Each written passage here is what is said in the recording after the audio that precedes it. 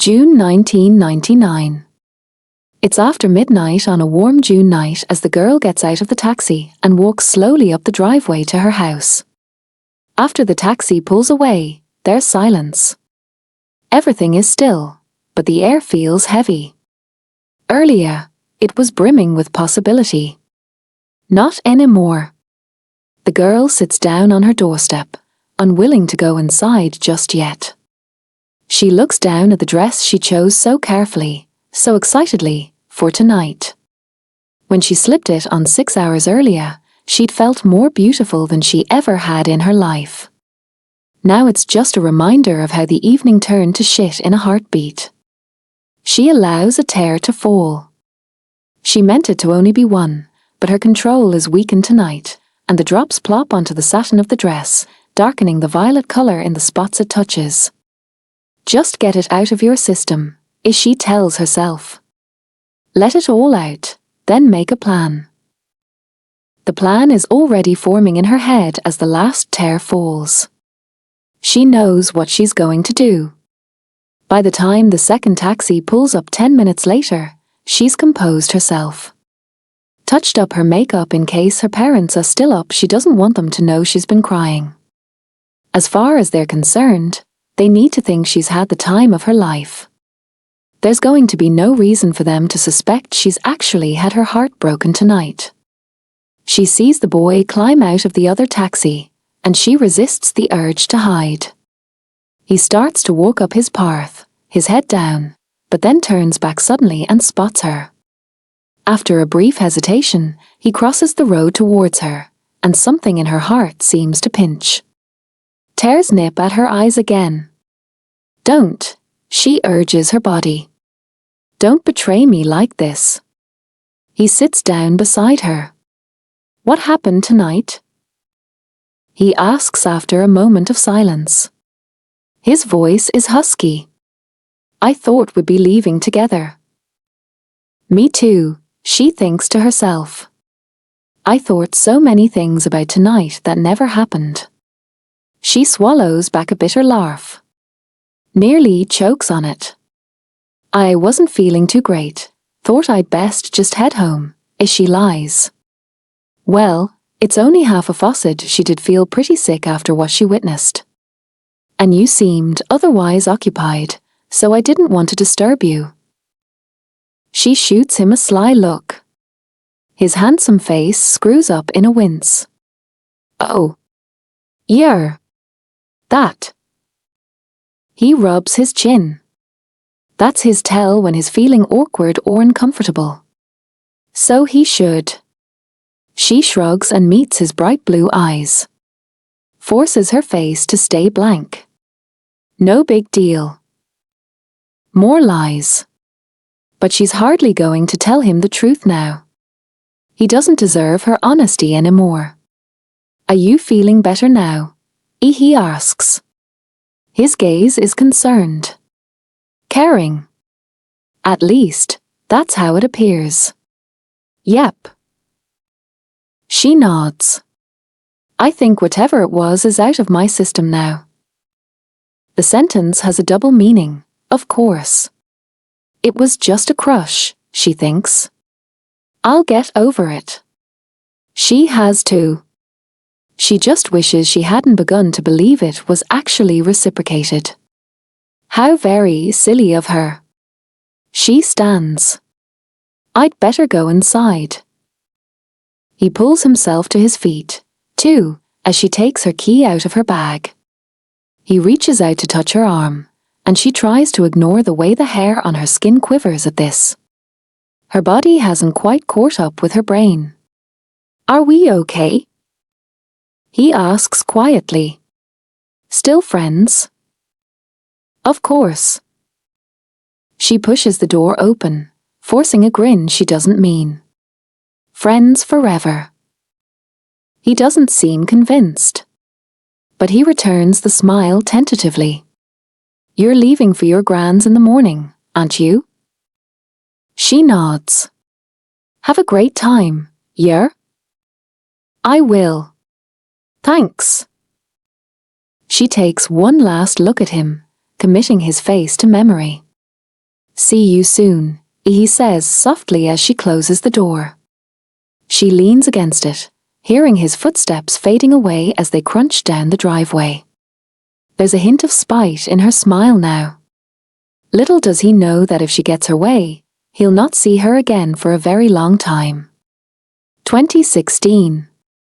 Exactly 365 days after my last date, I'm celebrating by going on a date.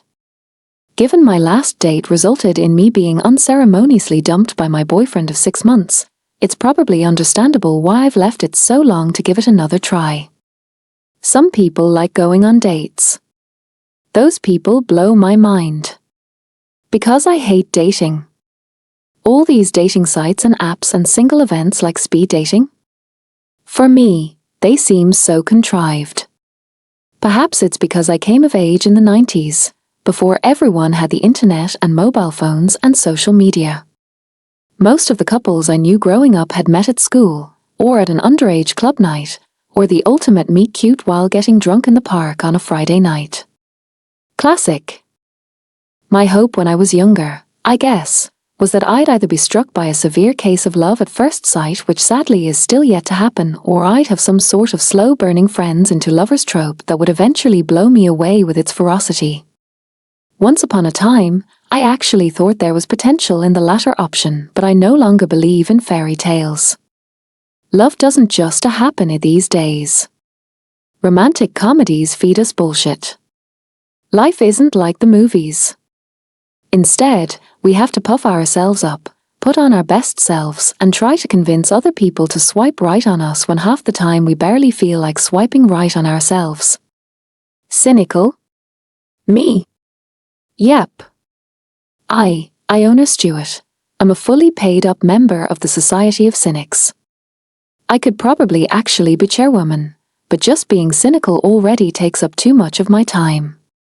I couldn't be bothered dealing with any additional red tape. I used to be the most hopeless of all the romantics. I swallowed up rom-coms, devoured sweet dreams romance novels, and dreamed of my own happy ending. I even had a real-life hero in mind that I hoped to achieve that goal with. Turned out he didn't return my feelings, and I don't think I've ever been quite the same since. But hey, I'm probably being overdramatic. I'm in my 30s now. I'm mostly over some petty teenage heartbreak. Anyway, I was talking to you about my date, wasn't I? Sorry, I go off on a tangent at times. I may as well tell you that up front. I don't really want to go on this date, and normally I probably wouldn't, but a few factors have changed for me recently. For one thing, I was made redundant. Which was a bit of a pain as I actually did like my job.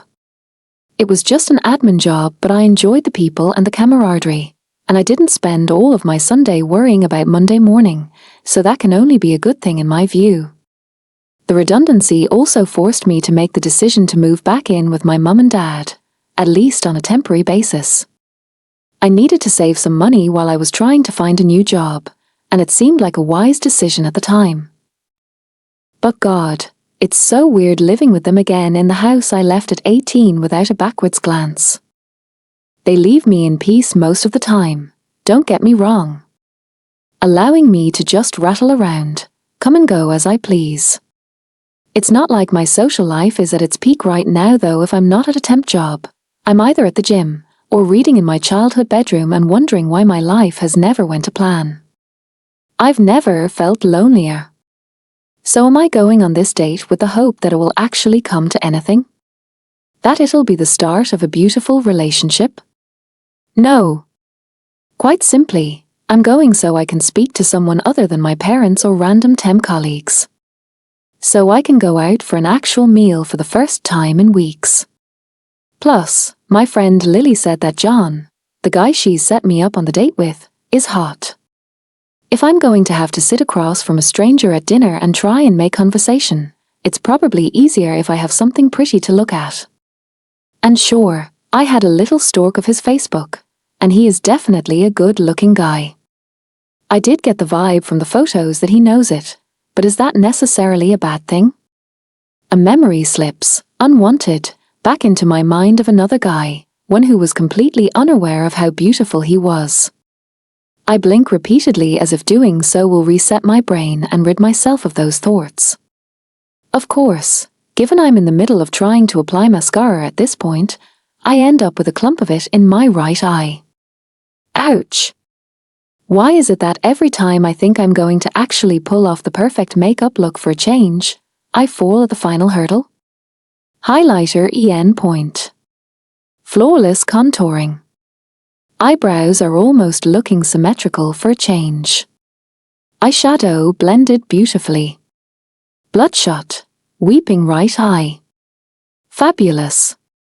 Thankfully, by the time I sort out my mop of dark blonde curls and wriggle into my trusty little black dress, yep, it's a cliché, but sometimes it's a cliché for a good reason. My eye has calmed down with only a hint that it's been running uncontrollably for the best part of 20 minutes.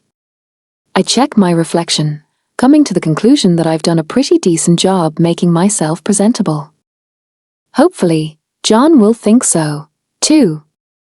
Although I still find myself not really caring that much. I'd make a great cat lady if it wasn't for the fact that I'm severely allergic to most cats. Which is a shame because catch felines, not feelings, would have such a good ring to it as my new life motto. John is actually better looking in person than his photos would attest to. Which is admittedly unusual in this day and age with so many filters on offer. Sometimes I think longingly of the days where we took photos of ourselves on a disposable camera with no idea what would even look like until we finally remembered to finish the film and got the pictures developed 3 months later. But then I remember the lovely filter my phone camera has that adoringly smooths out my fine lines and find myself grateful for technology. Anyway, back to the date. Sorry. It doesn't really get off to the best start when the waiter arrives to take our drinks order and, without consulting me, John orders a bottle of Cab Sav. He sends the waiter on his way before I can even protest. I detest red wine. I was looking forward to a fruity cocktail or a crisp, refreshing glass of dry white. But he didn't even give me a chance, he didn't even ask me what I wanted. I chalk up an imaginary bad mark on his dateability chart. What are you going to have to eat? He asks me, pale blue eyes meeting mine over the menu. I don't know about you, but I always check the menu online before I go out to eat, in massive detail, so I've known what I'm having for a week, since the date was first decided. I still make the pretense of looking at the menu first, though, as if I'm still considering my options. I was thinking the mozzarella in Caroser followed by the spaghetti carbonara.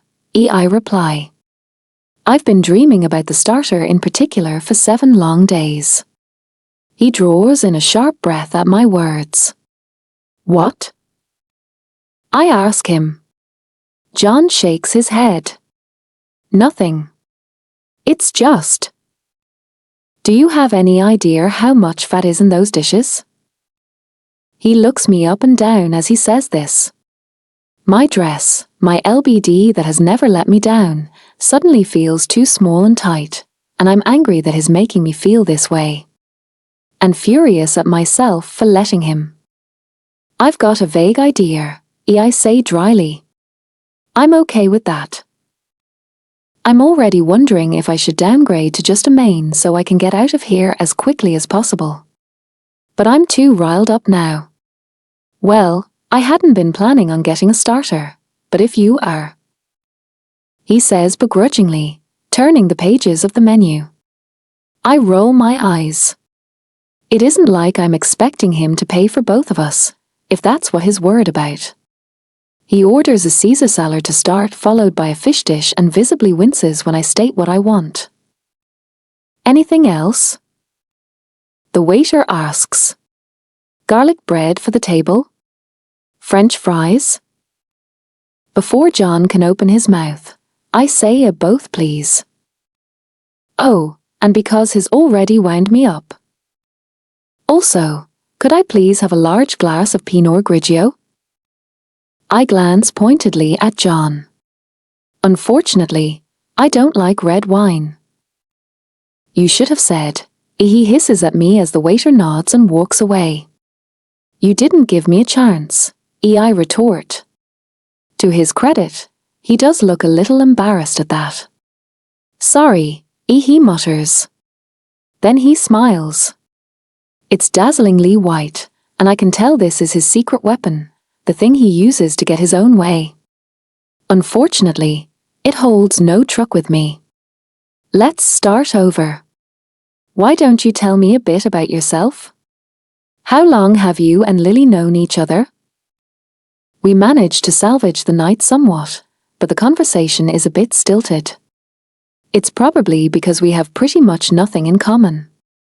Yes, we both go to the gym. But I mostly go because I also like to eat high-calorie food like mozzarella in Grazer and spaghetti carbonara. And I don't have much else to do at the moment. He goes because he's obsessed with maintaining his six-pack and, to be perfectly honest, going to the gym seems to be pretty much his whole shtick. Actually, though, it turns out we do have one more thing in common. My friend Lily. It becomes increasingly clear, as her name comes up repeatedly in conversation, that John has a thing for my happily married friend. I can't help but wonder if she was aware of this little crush and hoping to distract him. She probably should have found someone more suited to him to distract him with. Although I suspect she would need to clone herself. I won't be seeing him again anyway. After we pay him itemizing every item on the bill to be sure we paid for our own food and drink, of course he actually still has the bare-faced cheek to ask if I fancy a nightcap here at his. And, yes, he even uses the air quotes. I politely decline. Although I do laugh and make a face first, before I recover myself. I don't think he's too pleased about that. I probably put the tiniest of chips in his massive ego. Ultimately, I'm glad he didn't have any personality traits I was actually attracted to, I think, as I sit in the taxi back to my childhood home. He could be the otherwise most perfect guy in the world, but I just couldn't be in a relationship with a bloke who watched me distastefully as I ate deep-fried cheese, almost but not quite ruining my enjoyment of it. I'm sure he was one step away from saying your moment on the lips, a lifetime on the hips. I have to admit I briefly considered ordering dessert, just to test this theory. My lips curl in a smirk, though, as I remember deliberately letting that last slice of cheesy garlic bread linger on the plate between us. I watched John look longingly at it. He thought he was being subtle, but he was practically eye-fucking it. Would you like it? I asked him. I could see the temptation flicker across his face. He was about to open his mouth and agree. I cut in before he could. Oh, sorry, of course you don't. It's way too unhealthy for you, I said, smiling as I picked it up and popped it in my mouth. The gutted expression on his face, I reflect, was probably the highlight of my night. 2016. What a waste of a night that was. The food, admittedly, was amazing. But my enjoyment of it had been severely marred by John's disapproving eyes on me the whole time I was eating. I need something sweet now. By all rights, having had a starter, main, and two sides to myself, I should be full to bursting point. However, everyone knows you have a secret dessert stomach, and that's currently running on empty and craving sugar. So I ask the taxi driver to pull up at an ice cream shop and wait while I go in to order. There's so many of those shops these days, aren't there? They've just sprung out of nowhere. It feels like there's at least one on every street in Glasgow now. I'm not complaining, though my sweet tooth loves it. I opt for a portion of churros filled with white chocolate and some salted caramel to dip them in. I briefly consider buying some ice cream too, but that seems a bridge too far. If only John could see how strong my willpower really is. I think sarcastically, as I slip back into the taxi for the last few minutes of the ride. Reflecting again on the disaster of this evening, I decide that it will probably be a while before I attempt dating again. Maybe I'll just give up on it completely. It's not for me. Perhaps I really As the Alice DJ lyrics once proclaimed, better off alone? I think, not for the first time, of escaping. I've been feeling trapped for a while now. Even before I lost my job and gave up my flat. Just almost claustrophobic with the need to break out of the walls of my current life. I'm desperate for a change. The taxi pulls up outside my parents' house, and I trudge up my drive, a memory striking me as I do so of the last time I got out of a taxi here. Nearly 17 years ago now. Prom night 1999. I stop and turn, my eyes drifting to the house across the road. There's an unfamiliar car in the driveway, but the building itself is in darkness. I take a deep breath, my eyes fluttering closed as I remember how betrayed and heartbroken I had felt that night. It's weird how some memories, even years later, still feel crystal clear. I can take myself back to that moment easily, and I'm in it all over again, with high definition and surround sound. The enticing smell of my churros snaps me back to the present, and I stuff one in my mouth as I stick my key in the lock. I can hear chatting coming from the living room, and I remember that my mum had said our neighbour and her best friend was coming over for a couple of drinks tonight. My heart sinks a bit. I'm not in the mood for small talk. I've socialised more than enough for today. But seeing Lena Thorne is never easy for me anyway. It just brings back painful memories and makes me think about her son. My thoughts that maybe I can sneak upstairs without being detected are quickly squashed when my mum shouts, "Is that you, Iona? Can you come through?" Stifling a sigh, I slip another churro into my mouth and walk towards the living room door. "I've just been on the date from hell," I announce as I enter. I'm thinking if my mum and Lena see how knackering my day has been, they won't expect me to hang around. Instead, the first thing I see is a pair of bright blue eyes burning into mine. Ryan Thorne. Oh dear God, what is Ryan doing in my living room? And why is my mouth full of fucking churro? I try to swallow it in one go and start choking while my mum, apparently oblivious, says, "Look who's here." She gestures across at Ryan like I've suddenly lost the ability of sight. Like he wasn't the very first thing I focused on when I walked through the door. The churro finally dislodges itself from my windpipe and slips downwards, giving me breathing space and the ability to speak again. "Hi Ryan," I say coolly, forcing a smile. "It's been a while." His responding smile is tight. "Iona," he nods. "Nice to see you." "Sit down," Elena says. She seems excited. "Have a glass of wine." There's a spare glass sitting there which makes me wonder if they've been waiting for me to come back.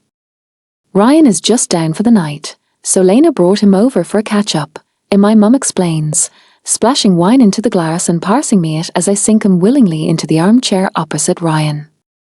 He runs a hotel up north. I know. I know what the hotel looks like. I practically know its exact coordinates on a map. I know a surprising amount about Ryan too, especially when you consider I've not spoken to him in 17 years. Social media can often reveal a lot, even when you're not friends or following each other. Our gazes lock momentarily again. He always did have the bluest eyes, I find myself thinking. He looks knackered though. Stressed. There's a slight frown line indented between his brows and dark shadows under his eyes. That being said though, he's still just as handsome as he was back then. Possibly more. So, I think unwillingly, my eyes drifting over his short trimmed beard and full lips. Why is it that guys seem to age so well without even trying? In the meantime, I'm slathering my face with 20 different kinds of acid each day and wondering how long it will be before I eventually succumb to the stabby lure of Botox. It's so unfair. I last saw Ryan, I estimate, about 8 years ago. It was Christmas Day and I'd been here for dinner. As I was about to get into my car, he'd pulled up outside and got out. Our eyes had met, recognition lighting up his face. The first contact we'd had since 1999. I'm pretty sure my heart skipped a beat. I thought he was going to come over and see me. Then a beautiful blonde girl got out of the passenger side of his car and tugged on his arm. He threw me a casual wave and walked away with her without a backwards glance. And it took me about 6 months to recover from that briefest of interactions. How long will it take me this time? I can't help but wonder, turning my attention to the wine in my glass. It's taking the edge off my shock. Iona, we had an idea. My mum breaks into my thoughts. I look towards her blankly. We were talking about your redundancy and how you're just temping at the moment. Oh great, tell Ryan what a loser I am. I bite my lip, feeling myself flush bright red. Oh, I mumble. Well, turns out Ryan had just been telling his mum he has a vacancy at his hotel he needs to fill pretty urgently, and my mum continues. Hold on. She isn't suggesting. I glance over at Ryan. His lips are set in a thin line. We think it would be there. Perfect. Fit for you. Laner exclaims. What? I ask faintly. Well, think about it. My mum is pushing the hard sell on this. She must. Really? Want me out of their house? Your degree is related. You have tons of experience working in hotels. You'll get free board so you'll save some money. I'll get to escape. I find myself thinking. It's almost tempting but... And of course you and Ryan are old friends. Elena breaks in, reminding me of exactly why it's not a good idea to even consider this. So you'll already know someone there. She thinks it's a selling point, of course. As far as I'm aware, she has no idea we haven't spoken since 1999. I don't reckon Ryan would have told her. We need more wine, my mum says. And maybe some cheese? I'll help. Laner jumps to her feet. Ryan can tell Iona some more about the job while we do that. A thick silence falls immediately as soon as they leave the room. I don't want to look at Ryan again. He's clearly been browbeaten into this as much as I have. So I'm surprised when he stands up and walks towards me. The job is yours if you want it, he says. His voice is low and intense. It's sort of an assistant manager role, basically working under me and making sure everything is kept ticking over. Not that there's many staff to manage. The girl in the current role is going on maternity leave for a year in a few weeks' time. I had someone else lined up, but he got a better offer, so I'm a bit stuck. I don't really have the time to go through the whole recruitment process, and I do know you have lots of experience. I nod slowly, trying to process this turn of events. Here's the thing though. He trails off thoughtfully and then he looks straight at me. His eyes are steely and that makes me realize the fundamental difference between the young Ryan and this Ryan. He's hardened now. The sweet boy I once knew is probably still in there somewhere, but life eventually got to him and he had to toughen up. I need someone I can rely on. I don't want to take a person on who just decides it's too much hassle a few days or weeks in and just ghosts me. He finishes. There's a definite challenge there. He's not just talking about the job. He's getting a dig in there about the way I disappeared out of his life, as well as implying I'm generally unreliable. I know he doesn't want me to work with him, but he's also desperate. And having the pressure put on by his mum. And my mum. And I'm desperate too. Because this, actually, could be my dream job. Or lead to it, at least. I've always wanted my own hotel. When kids were playing fake shop growing up, I was playing pretend hotel. Welcoming my parents and brother home at night like I was checking them in, and leaving after eights on their pillows. I usually went in and stole the after eights for myself afterwards, but that's irrelevant. This job could be a stepping stone for me. And I wanted to get away. A small village in the Highlands would be perfect. This is the exact opportunity one was looking for. Minus the fact I'd be working for the boy who once broke my heart. Can I cope with that? I ask myself. Ryan broke my heart because he didn't return my feelings. I know this already, so I'm going into this with open eyes. We probably will never be friends again like we once were, but I'm sure we can be civil, just like good colleagues should be. I think I can do this. Our mums have walked back into the room and are looking at us expectantly. I nod firmly. I'll take the job. Surprise passes over the sharp planes of his face, followed by an expression I can't quite work out. You can rely on me, I find myself adding. He turns and walks back to his seat, and I'm pretty sure I hear him mumble, I bloody well hope so, under his breath. I'm already wondering if I've made a huge mistake. 1995. I first met Ryan Thorne on the first day of my third year in high school. I remember feeling disorganized and in a rush that day as I had slept in, too excited to sleep properly for most of the night. I really loved school.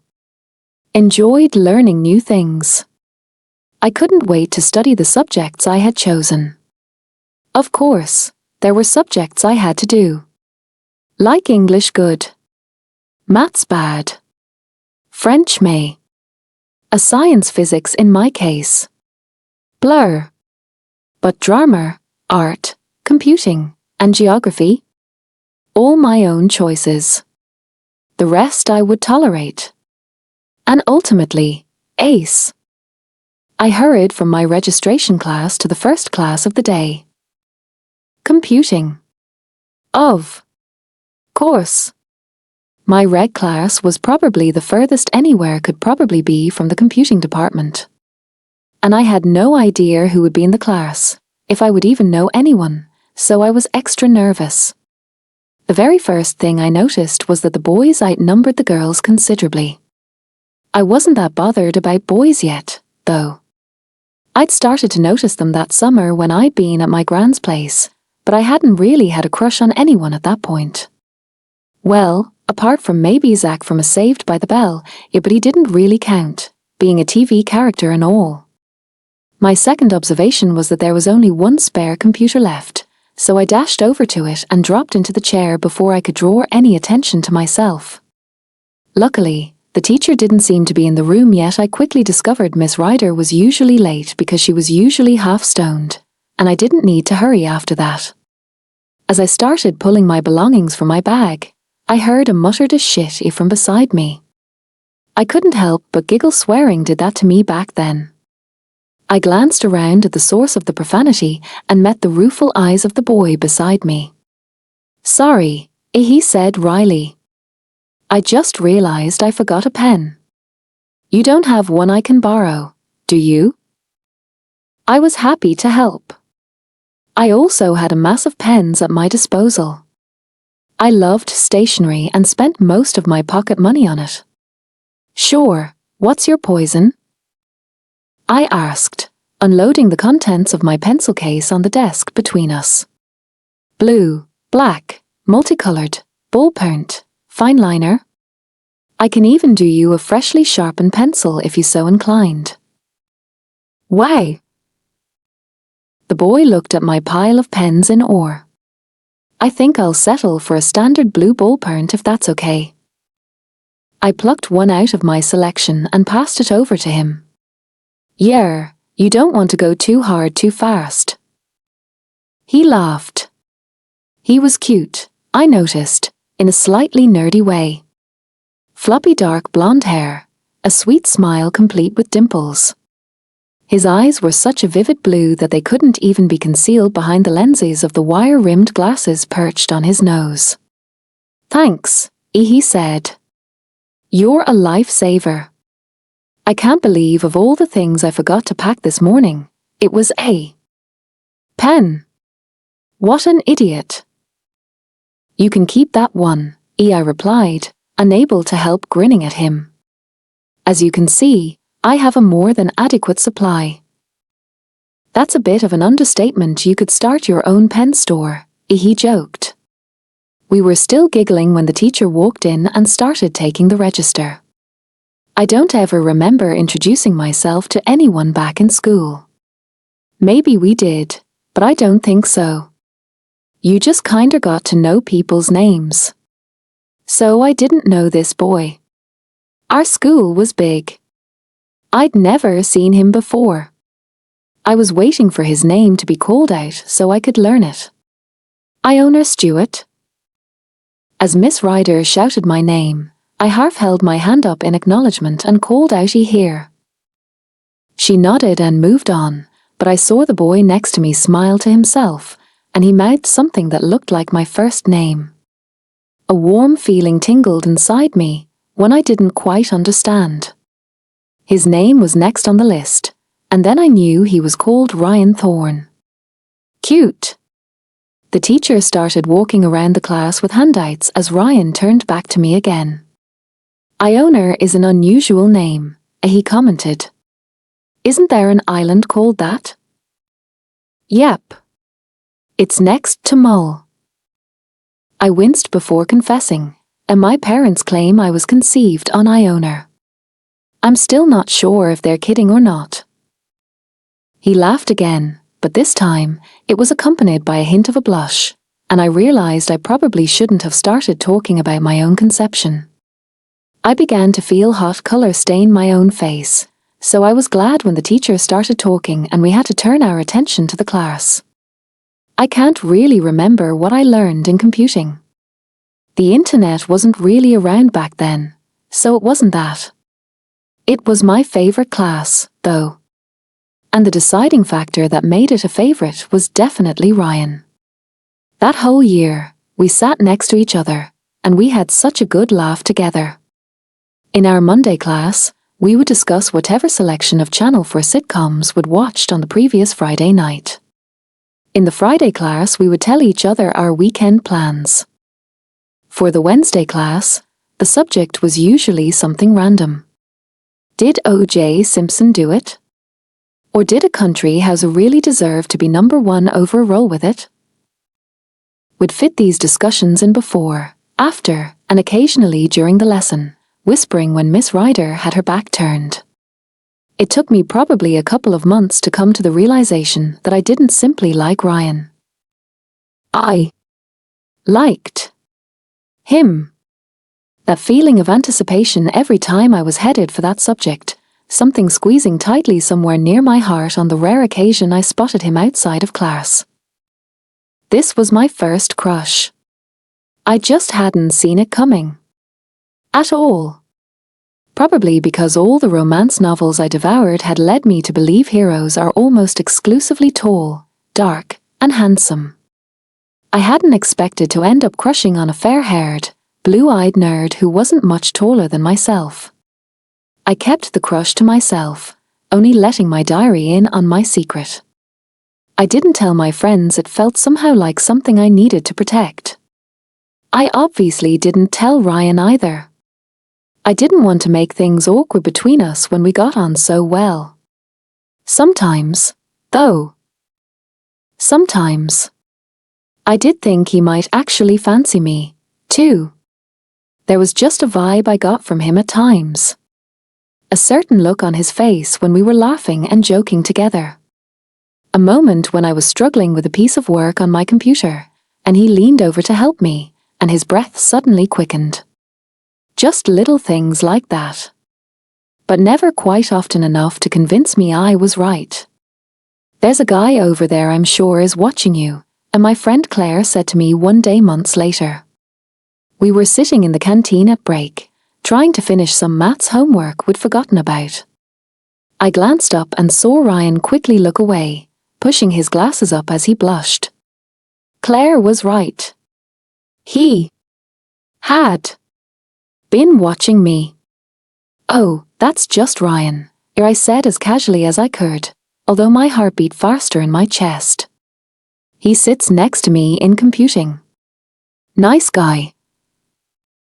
It was Tuesday, which wasn't a computing day, so it was nice to catch a glimpse of him. "Get my fix." "He's cute," Claire nodded, and my possessive heart twirled in on itself. I didn't want anyone else to want him. He was mine, even though he didn't know that. The problem was I had fallen for the original Ryan 1.0, which meant I failed to notice that Ryan Thorne was going through somewhat of a glow-up. My crush was already fully set, so I didn't notice the subtle changes in his appearance over the last few months of third year. His skin clearing up, the fact he shot up several inches seemingly overnight. His face leaning out. Ryan 2.0 was about to bloom. Over the summer between third and fourth year, our school moved to a new site. Everything was newer, bigger, brighter. I was a creature of habit, so I didn't like it. I missed the old buildings. And, most importantly, the seating format in the computer labs was very different, and I was no longer sitting next to Ryan. We ended up on opposite sides of the room. It was different now, anyway. He'd returned to school after the holidays, a new guy. Amazing the change a different haircut and contact lenses can make. Added to the other physical differences I'd barely noticed before, it seemed he was now on the radar of pretty much every girl in school. Yep, he was gorgeous. But I missed the old him. Ryan 1.0. Don't get me wrong, his personality didn't change. Even though he wasn't beside me in class anymore, he would still catch up with me when he could to ask how I was doing, or what I'd thought of the latest episode of Friends. He still had the same sweet smile, and I still very occasionally would catch him looking at me in class. And he would still blush when I caught him in the act. But I'd constantly hear girls talking about how good-looking he was, speculating about who he was going out with. When he passed me in the schoolyard and waved to me, my friends would be spitting with envy. He wasn't my secret anymore. He belonged to everyone now. I knew he'd never actually been mine. But, for a brief period of time, it had felt like he could have been. And so, for the first time but not the last, I let my crush on Ryan Thorne go. 2016. I still have 9 days left of my current temping contract, covering for a receptionist in a law firm, so we agree that I won't move up to the Highlands and start work until I finish that. Most of our arrangements are made via WhatsApp, and that suits me just fine. Virtual contact is easier. I'm still not quite sure what I'm going to be letting myself in for by being around Ryan for extended periods of time. Am I just the world's biggest masochist?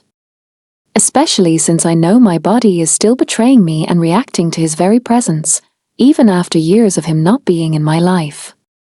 Not for the first time, I find myself wondering why it's been so difficult for me to get over him. I've been in relationships where I thought I was in love over the years, but the breakups have somehow hurt less than the act of Ryan simply not reciprocating my feelings. Maybe it just feels like it hurts more because I was so young at the time. Much like Ryan seems to be, I'm harder now. My shell is tougher. Maybe I'm more used to the rejection now. I'm not particularly enjoying my current temp job, but that's probably actually a good thing.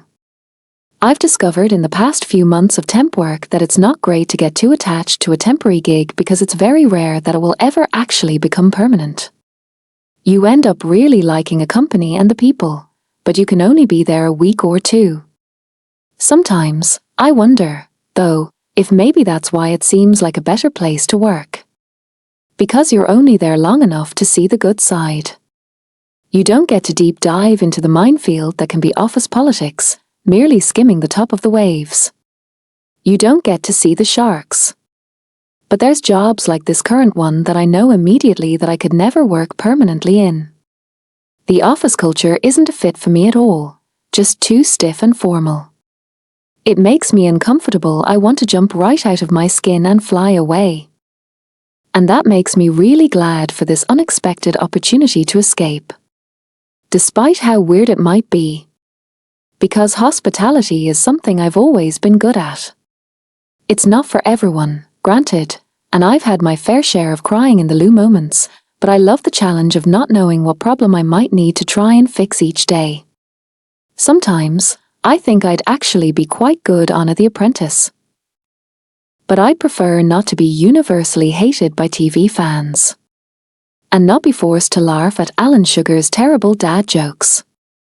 I mostly spend my evenings trying to decide what to pack to take up north with me. I don't want to take too much as I'm not sure how much storage space I'll have, but I'm also not sure when I'll next be down. It's still winter at the moment, so the one thing I know I will need for sure is warm clothes.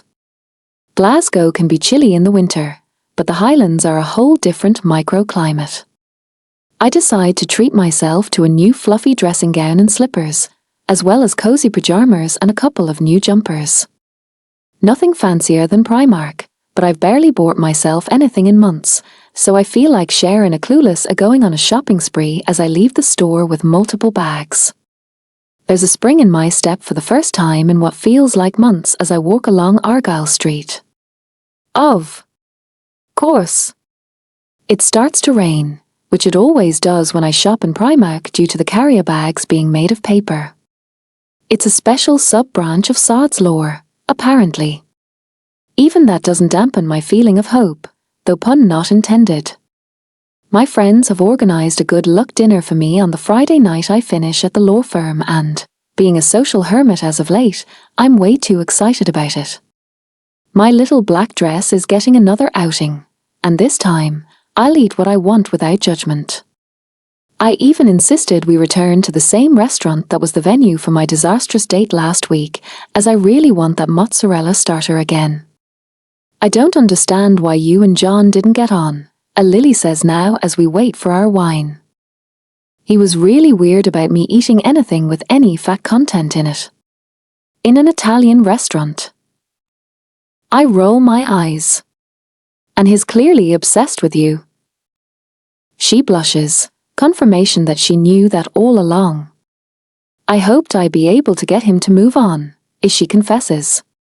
Unless you have a secret twin hiding in the background somewhere, I think you're screwed, mate, I reply, sipping my water. Not as screwed as you though, Claire chimes in, turning to me. I honestly don't understand your thought process behind this move. Working for Ryan? Do you think you can cope? At some point down the line, back in the throes of my second attempt at a crush on Ryan, I finally admitted it to my friends. I really wished now that I hadn't, but it couldn't really be avoided at that point. I was spending so much time with him that they were already querying it. Of course. They're going to worry for me. But I wave off their concerns. It's all water under the bridge. It was so long ago now. Iona, you ran away for the entire summer after prom night so you wouldn't have to see him again, Lily points out. You've basically never mentioned his name again like he's some sort of curse. Until you told us about this job. You make it sound so dramatic, I scoff. I didn't run away, I just went to my gran's and didn't come back until uni was starting. You deliberately avoided him because you felt like he broke your heart, Claire corrects me gently. You changed your whole plans that summer on the back of what happened at prom. A silence falls over the table as I have to acknowledge the truth of her words. I don't think I ever told you this, Lily says suddenly, breaking the tension. But I ran into him that summer. He was asking about you. He just seemed so lost. I saw him too, Claire adds. I didn't speak to him, but he didn't seem right either. She nods towards Lily. Lost is a good way to describe it, to be honest. Weird. But I force myself to shrug. I can't change the past, and now I don't even know if I'd want to. I have to focus on my future. It'll be fine, I say, hoping to convince myself as much as my friends. Later, I find myself pulling out the memory box I keep under my bed and pulling out the contents, scattering them over the bed as I sip at a mug of hot chocolate. All my diaries are there, from the ages of 12 until 18. I was meticulous in detailing pretty much every detail of my life. I started a new one each school year without fail. I actually have 3 volumes for 1995-96. I'm the J.R.R. Tolkien of teenage diaries. I doubt Peter Jackson would want to adapt my musings about my first crush into a film franchise, but there's probably enough content there if he's ever tempted. I flip through some of the pages, annoyed to feel my eyes stinging at some of the memories. There was a particularly sweet moment, just before Christmas in 1995, when Ryan slipped a new pen in front of me. "You gave me a pen once, so I thought I should return the favor," he had said bashfully. It was a bright purple gel pen. And purple was my favorite color. I had just stared down at it for ages, blinking in surprise. "Do you like it?" he'd asked eventually. Looking up at his face, it appeared he was possibly regretting giving it to me. But there was a little bud of something warm inside me unfurling at the thought of this boy making the choice to go to the shop and pick this out for me. Of spending money on me. Of knowing that to give me a gift like this, even one that only cost a couple of quid, showed that he cared. I'd met his eyes. "I love it," I'd replied softly. And that irresistible smile had appeared on his face before he turned back to his computer. My phone beeps with an incoming message, pulling me back to the present. A message from Ryan 3.0. "I'll get someone to pick you up at the station tomorrow." It's quickly followed by a second message. "So this is your last chance to pull out." I tut, tossing the phone on the bed in mild frustration. I have no intention of going back on my word. Especially since he seems me to want to.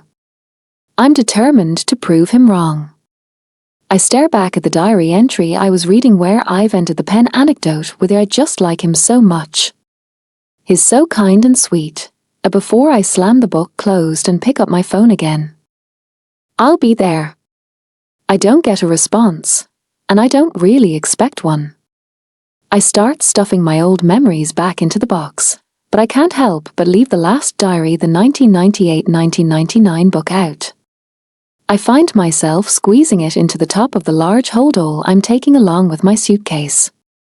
I feel I might need those last memories of Ryan 2.0 to keep myself strong over these next few months. 2016. I have a few hours to kill on the train, so I spend it wisely.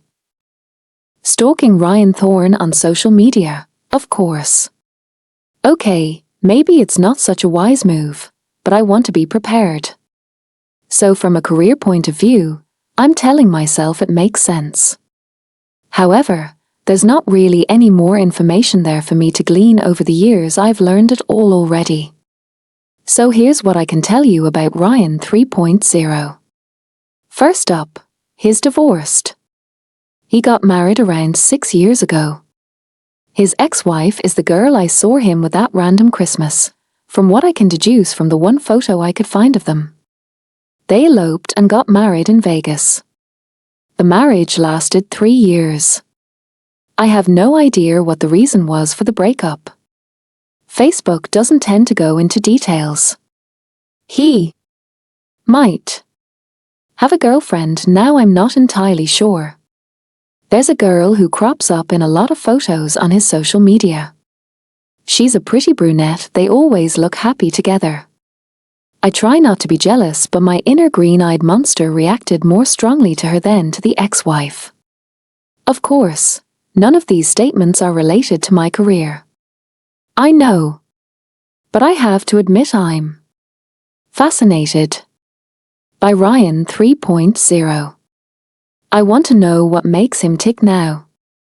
But it's not like I can exactly ask when we're borderline estranged at the moment. So social media is my best bet to do any sort of investigative work on his psyche. Check me out, trying to make Facebook stalking sound far more highbrow than it really is.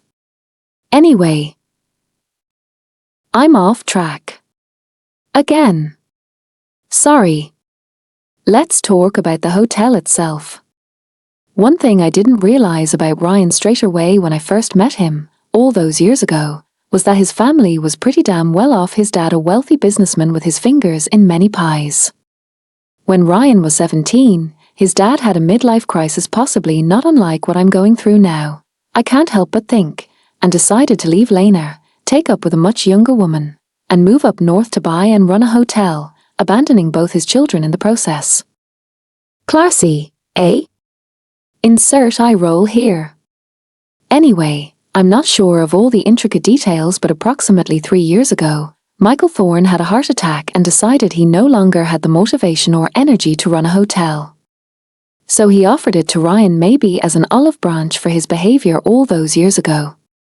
And then promptly decamped permanently to his holiday home overseas with his latest girlfriend. Spoiler alert, not the same one he had left Lena for. There have been a few different girls in between. Some of them have even overlapped. I guess this must have been the same time that the divorce kicked in. Maybe Ryan was in a similar position to me at that point and needed a change of scenery himself. Before that he'd been working in marketing in England somewhere. I guess when his relationship imploded, getting as far out of Dodge as possible would seem pretty hard to resist. And so he took over the hotel and moved to the Highlands. Ironic, however, that Ryan ended up living my dream. Back when we were 17, before that night, we had many conversations about what we wanted to be when we grew up. He was adamant that he did not want to follow in his father's footsteps, while I longed to chance my arm and ask if he'd let me do work experience up there. I know, how terribly inappropriate of me. But I already had my unconditional offer to study business management with hospitality at uni, and I wanted to get a head start on my experience. I was a lot more ambitious back in those days. I wonder if Ryan even enjoys what he's doing. I think back to his exhausted face last week and find myself thinking probably not. Despite everything, I find myself making a quiet vow that I will do all I can to make his working life easier, to try not to cause him any deeper frown lines. That's my job, after all. I put my phone down on the table and look around the train carriage. It's fairly quiet for a Saturday. I guess people are still skinned from Christmas and staying in rather than going on train trips. I suppose I'd be doing the same had these unusual circumstances not arisen. I'm not officially starting my training until Monday, but coming up today should give me time to settle in and get to know my surroundings a bit, hopefully. I'm keen to see the hotel for real, find out where I'll be living for the next year. Cold fear of the unknown suddenly clutches at me again. This has been happening every so often since I made that impulsive decision to agree to this job. What if I'm terrible at the job? What if I let Ryan down, despite my pledge not to? What if I start to fall for him all over again? It's the last thought that scares me the most. The train is starting to slow now and I start to gather my belongings together, realizing I don't even know who I'm looking for when I get off the train. Maybe Ryan is playing some sort of evil joke on me, leaving me stranded at the station. At least it's not a deserted one, I suppose. My heart starts to thump harder with anxiety, and I let everyone else alight from the train before I do so I'm not in the middle of a crowd. I trail behind, planning to stop as soon as I get through the barriers and message Ryan. It's the last thing I want to do though. A sign of weakness. Like I'm already failing my first test. I'm pulling my phone out of my handbag when a voice above me says my name. Iona Stewart. I look up. Try to say that's me, but the words stick in my throat and I can only nod. Because looming above me is an extraordinarily good-looking man. The very image of that tall, dark, handsome hero I always dreamed I'd fall for back in the day. The type I didn't really think existed in real life. Hey! I think he might be Australian. I'm Angus. Ryan sent me here to pick you up. I can't help but smile. This job has suddenly got about 10 times more appealing. 2016. It strikes me that the first thing I actually should be worrying about is whether Angus the possible Aussie is actually who he says he is, or whether he's here to kidnap me and whisk me away into slavery or the like. But as I briefly glance away from his sparkling hazel eyes and down at my phone again, a message appears from Ryan. It was sent an hour ago, so it looks like my phone signal was just bad. There's a photo of Angus Nice. I might keep that for the spank bank, and a brief message. This is who I've sent to pick you up. Just so you have a visual. Angus works in the bar. Ryan hadn't left me hanging after all. I silently apologize for doubting him at all. It seems only polite to reply back. Got him. Cheers. Shall we? Angus asks, raising his eyebrows and picking up both my suitcase and bulging holdall with ease as I slip my phone back in my bag. I couldn't get parked too close, unfortunately, so it's a 5-minute walk to the car, I'm afraid. That's no problem. As long as you continue to carry my bags for me, I say jokingly. Weirdly, despite his unreal good looks, I somehow feel instantly comfortable with Angus. There's just something uncomplicated about him. Much like Ryan 1.0. I find myself unwillingly thinking. Your wish is my command. He leads me through throngs of people to a nearby car park. Enjoy the crowds while you can. It's about to get a whole lot quieter where we're going, he says with a grin as he opens the passenger door for me and slings my luggage in the boot of the car. I'm already welcoming the idea of some peace and quiet. City life hasn't really been cutting it for me lately. How long is the drive? I ask, clicking my seatbelt into place. 45 minutes or so, he replies. We'll be there in no time. It might take Angus 45 minutes, but it's probably meant to take the average driver more than an hour. He probably isn't going that fast in the grand scheme of things, but with all of the twists and turns in the road I might as well be a passenger in Lewis Hamilton's race car at the speed he is going. I'm fairly sure my knuckles are translucent by the end of the journey. I love these roads, he chuckles as he heads around another bend, and I wonder if I'm actually going to make it in one piece to my new job. I try to distract myself by asking him questions. What brought him to Scotland, for example? Unsurprisingly, given his first name, he's of Scottish descent. In fact, his parents were born in Scotland but both emigrated with their own families as kids, and he's always wanted to come over here and visit. I think they both miss Scotland, he says, almost wistfully. They fully supported me travelling over here for a while. They still do a Burns night in January, try to teach me and my brother Malcolm all the Robert Burns poems. He grins ruefully. Force-fed us whiskey until we liked it. Joke, he adds hastily. It was obviously just in our blood to like it. No forcing required. Hold on. Your brother's called Malcolm and you're Angus? I ask slowly. Like. The young brothers from AC/DC? Yeah, well spotted, he confirms with a nod. Fellow immigrants from Scotland, of course. My parents are both big fans. He rolls his eyes. It gets worse though, Don't tell me. Your surname is Young as well? He groans. Got it in one. I can't help but burst out laughing. Sorry. Angus shrugs. I'm mostly over it. We're on a single-track road now, and he pulls over into a passing place to let a car coming towards us in the opposite direction pass us. There's another car a short distance behind it, so he flashes his lights to allow it to go past as well. So you and the boss are old friends, right? He asks, throwing me a sidelong glance.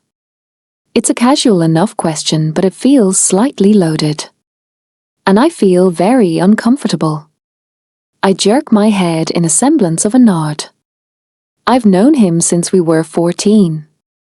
We met in a computer studies class in high school, and then a couple of years later we ended up becoming neighbours. Why, that's a long friendship, Angus observes, running a hand through his unruly hair as he pulls back out, the road ahead now clear. You must be really close, I guess. God, it's awkward. I really don't know what to say, how much to tell. Well, we've kinda drifted apart over the years, but we were once pretty tight. My voice sounds weird, but that could just be my own paranoia. He breezes past it though, whether he picks up on it or not. I've only been working at the hotel since just before Christmas, so I don't know Ryan that well. Although to be honest, he's a bit hard to get to know. Between you and me, I think he needs to relax a bit. He just seems so tense and closed off. The Ryan he describes is not the Ryan I once knew. However, it does tally up with the brief interactions and contact I've had with Ryan 3.0. Maybe having an old friend around will do him the world of good though, Angus continues cheerfully as the road widens back into 2 lanes. Perhaps, I say doubtfully. Maybe if the old friend was anyone but me, I add silently. So this is the village here, it's just half a mile from the hotel, he says as we enter some form of civilization again. You've got the pub, the local shop and... Well, that's pretty much it to be honest. If you need any proper supplies you probably would need to go to Inverness or Ullapool. I bite my lip, anxiety forming a ball in my stomach, and tightening as I realize just how close we are to our destination. I wonder if Ryan is there right now. I wish I didn't care so much. We pull into a long drive leading to a gorgeous old-fashioned building. This is, of course, it. The Thorn Inn. I've looked at so many photos of it that it feels like I've been here before. Despite myself, I exhale a sigh of delight. Angus is pulling my bags out of the boot as he speaks. Obviously, that's the main building there, so the bar, restaurant, gym, and main guest rooms are in there. Our accommodation is in the converted stable building around the side, so I'll take you round there first so you can drop off your stuff and make yourself comfortable. Sounds good, I say as I follow him down the prettily lit path and through some trees. The staff building looks nearly as grand as the main hotel itself, much to my surprise. Angus lets us in, and we access a small corridor. You're in here, he says, stopping outside a door with the key in the outside lock. He gestures down the hallway. There's a small kitchen and a utility room at the end where you can make meals and do laundry if you need to. I mostly just eat at the bar though. He pushes the door to my room open and I find myself smiling. This is so much better than I thought it would be. I honestly expected cramped space and a single bed, and I was fine with it. But, no, this room has a decent-sized double, a small seating area, an ensuite with a bath shower and even a mini fridge. The TV is small but I normally watch stuff on my laptop anyway, and while it's not a massive room, it's bigger than the one I was living in at home. I walk over to the window and gaze outside. It's already pretty dark, being winter and all, but... Do I have a lock view? I dare to ask. Angus smiles. You do, he confirms. Inwardly, I jump for joy and long for the morning so I can see my surroundings in proper daylight. I'll leave you here to get unpacked, he says, starting to back out the door. When you're done, come find me in the pub and we'll get you a couple of drinks and a meal. You can meet some of the others too. Thanks, Angus. I'm already eager to get my room sorted out. But my tummy is also starting to growl. He winks at me. Anytime, he says with a wicked grin, and I'm fairly sure there's more than a hint of flirtation there. Do I want to go there? He's probably about 10 years younger than me, for a start. I pull the key out of the outside lock and push the door closed, surveying my space briefly before getting to work. I hang up the few items of dressier clothes that I've brought and stick everything else in drawers. Slip my laptop and Kindle into the bedside cabinet, and place a pair of cozy pajamas under the pillows, ready for later. I'm already looking forward to a peaceful sleep. After organizing my toiletries to my liking in the bathroom, I survey my traveling outfit jeans and a slouchy jumper in the mirror and decide it will be acceptable attire to wear to the bar. I do try and scrunch a bit of life back into my curls first though, and throw on a bit of extra mascara. Not for Angus' benefit, I tell myself. A little voice inside of me responds cheekily with it's probably for Ryan's. Actually, but I squash the thought down and do my best to smother it. I don't even know where he is right now, after all. I lock my door and pull my grey faux fur coat tightly around me as I walk along the path to the hotel itself. The grand reception area is deserted, although there is a bell to ring, but I walk through it towards the gentle hum of conversation I assume is coming from the bar area. The room gives the illusion of being snug and cozy, although it's actually deceptively large, and a log fire crackles invitingly in the corner. There's only a few patrons there as I walk in, and I see no sign of Angus. Or any other staff for that matter. But as I'm 2 feet away, a head pops up from behind the bar. I jump and yelp in fright, as does the girl on the other side of the bar. I'm so sorry, as she gasps in a strong accent, holding her heart momentarily. I was just trying to put some glasses away. I didn't mean to give you a scare. I realize I recognize the girl. She's the brunette from social media, who I thought must be Ryan's girlfriend. Oh God, this has the potential to be uncomfortable. She's even prettier in real life, and her eyes narrow slightly as she looks at me. Wait. Are you Iona? She recognizes me? Now I feel even more nervous. 2016. Yes, I confirm nervously. I am my owner. Before I can worry too much, the brunette breaks into a wide smile. I thought so. You look exactly how he described you. Who's he? I wonder. Angus. Or Ryan. So nice to meet you, I'm Alice. She bustles around the side of the bar to greet me, and that's when I realize she's heavily pregnant. You're my maternity cover. She throws her arms around me like I'm a long-lost friend, and I try not to stiffen. I've always struggled a bit with hugging, especially virtual strangers. But the warmth practically emanating off her in waves is hard to resist. As I briefly give in and return the hug, I realize that Alice is probably not Ryan's girlfriend after all. If he was about to be a father, I would definitely have heard about that through our mums.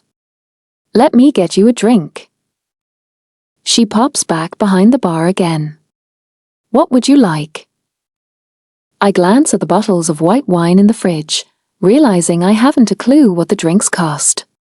Just whatever your cheapest white is, I reply. Don't be daft, it's your first night here so it's on the house, she insists. What kind of white? I laugh and give in. Anything but Chardonnay, I concede. Chardonnay is the devil, in my opinion. Tastes shite and always gives me a terrible hangover on the rare occasion I end up drinking it. Alice pours me a glass of Pinot Grigio. Much better. She sighs as she pushes it towards me. I miss wine. I can't wait to indulge again once this bloody thing squeezes itself out of me. She glances down at her bump as she says this and, despite her words, her gaze and her tone are warm and affectionate. It's torture for me when I have to cover in here. I can imagine. I giggle. Well, actually I can't. I've never been pregnant. However, I did try to do dry January once and I lasted about a week. I don't generally even drink alcohol that much, but the second I told myself I couldn't have it, I immediately wanted it. That's exactly it, as she mutters, leaning on the bar. I didn't realize how many different things I couldn't have when I was pregnant. And of course I'm craving every single one. Oh great, you're back. Her eyes light up as she glances behind me, and I can feel my heartbeat ramping up, but it turns out it's only Angus. He takes over on the bar, and Alice leads me over to 2 comfy chairs at the fire. She's on the flavoured tonic water. I can pretend it's a gin that way, she explains. So tell me all about yourself. She says excitedly. Honestly, anytime anyone says that to me, I immediately forget everything about myself, or I groan, taking a big swig from my glass. She chuckles, blue eyes lighting up. Okay, let me see. I know your name, that you're the same age as Ryan and you're from Glasgow. I'm going to assume you're single as you could drop pretty much everything at a moment's notice to come up here. She puts her hand over her mouth as soon as she says this. God, sorry, that sounded terrible. You're not wrong though, I shrug. This seems to be the type of baby brain I have, she tuts, picking up her glass and sipping delicately from it. Some folk forget stuff. I just end up sticking my foot in my mouth. I'm not offended, I assure her, and she grins. I can't help but like Alice. She's nice and straightforward, and even if she had been Ryan's girlfriend, I know I'd never be able to hate her in a million years. Do you want something to eat? She asks, picking up a menu from the table and passing it over to me. There is a restaurant, but the food in there's a bit, well, wankier, if I'm going to be perfectly blunt. Nice but pretentious, if you know what I mean. I far prefer the pub menu. I glance over it. Definitely more pub grub on this menu, and I'm absolutely here for that. Pretentious food rarely works for me.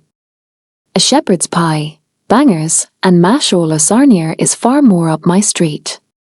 Or Scottish tappers. I read out loud, curiously. Alice nods. Oh, you need to try that dish. She assures me.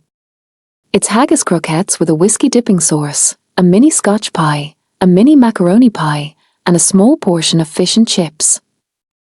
Sounds like a heart attack on a plate. I'm only half joking.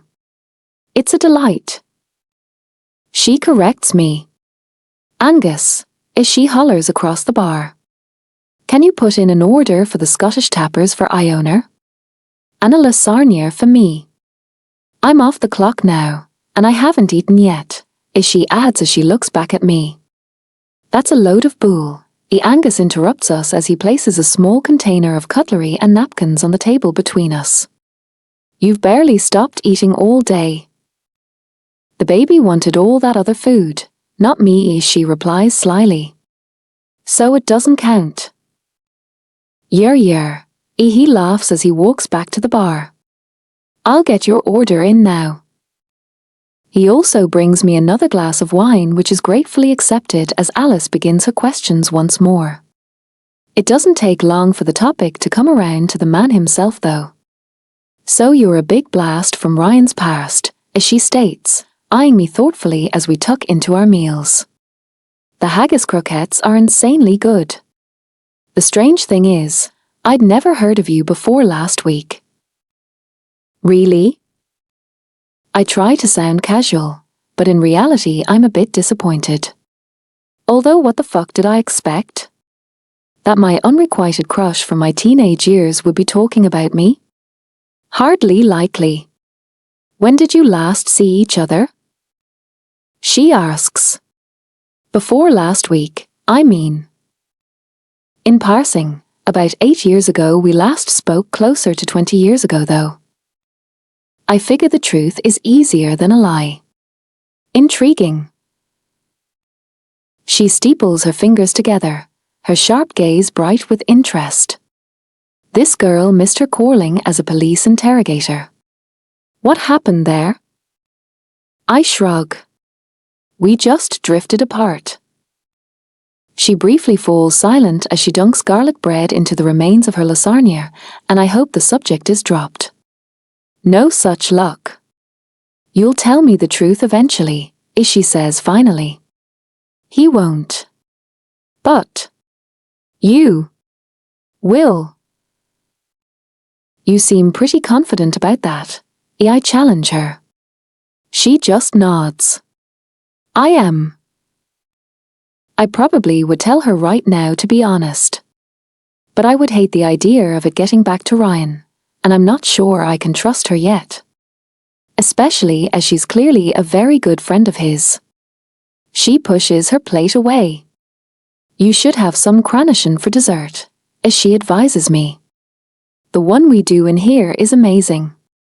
Oh, and you need to have a wee dram of whiskey, of course. To celebrate your new job.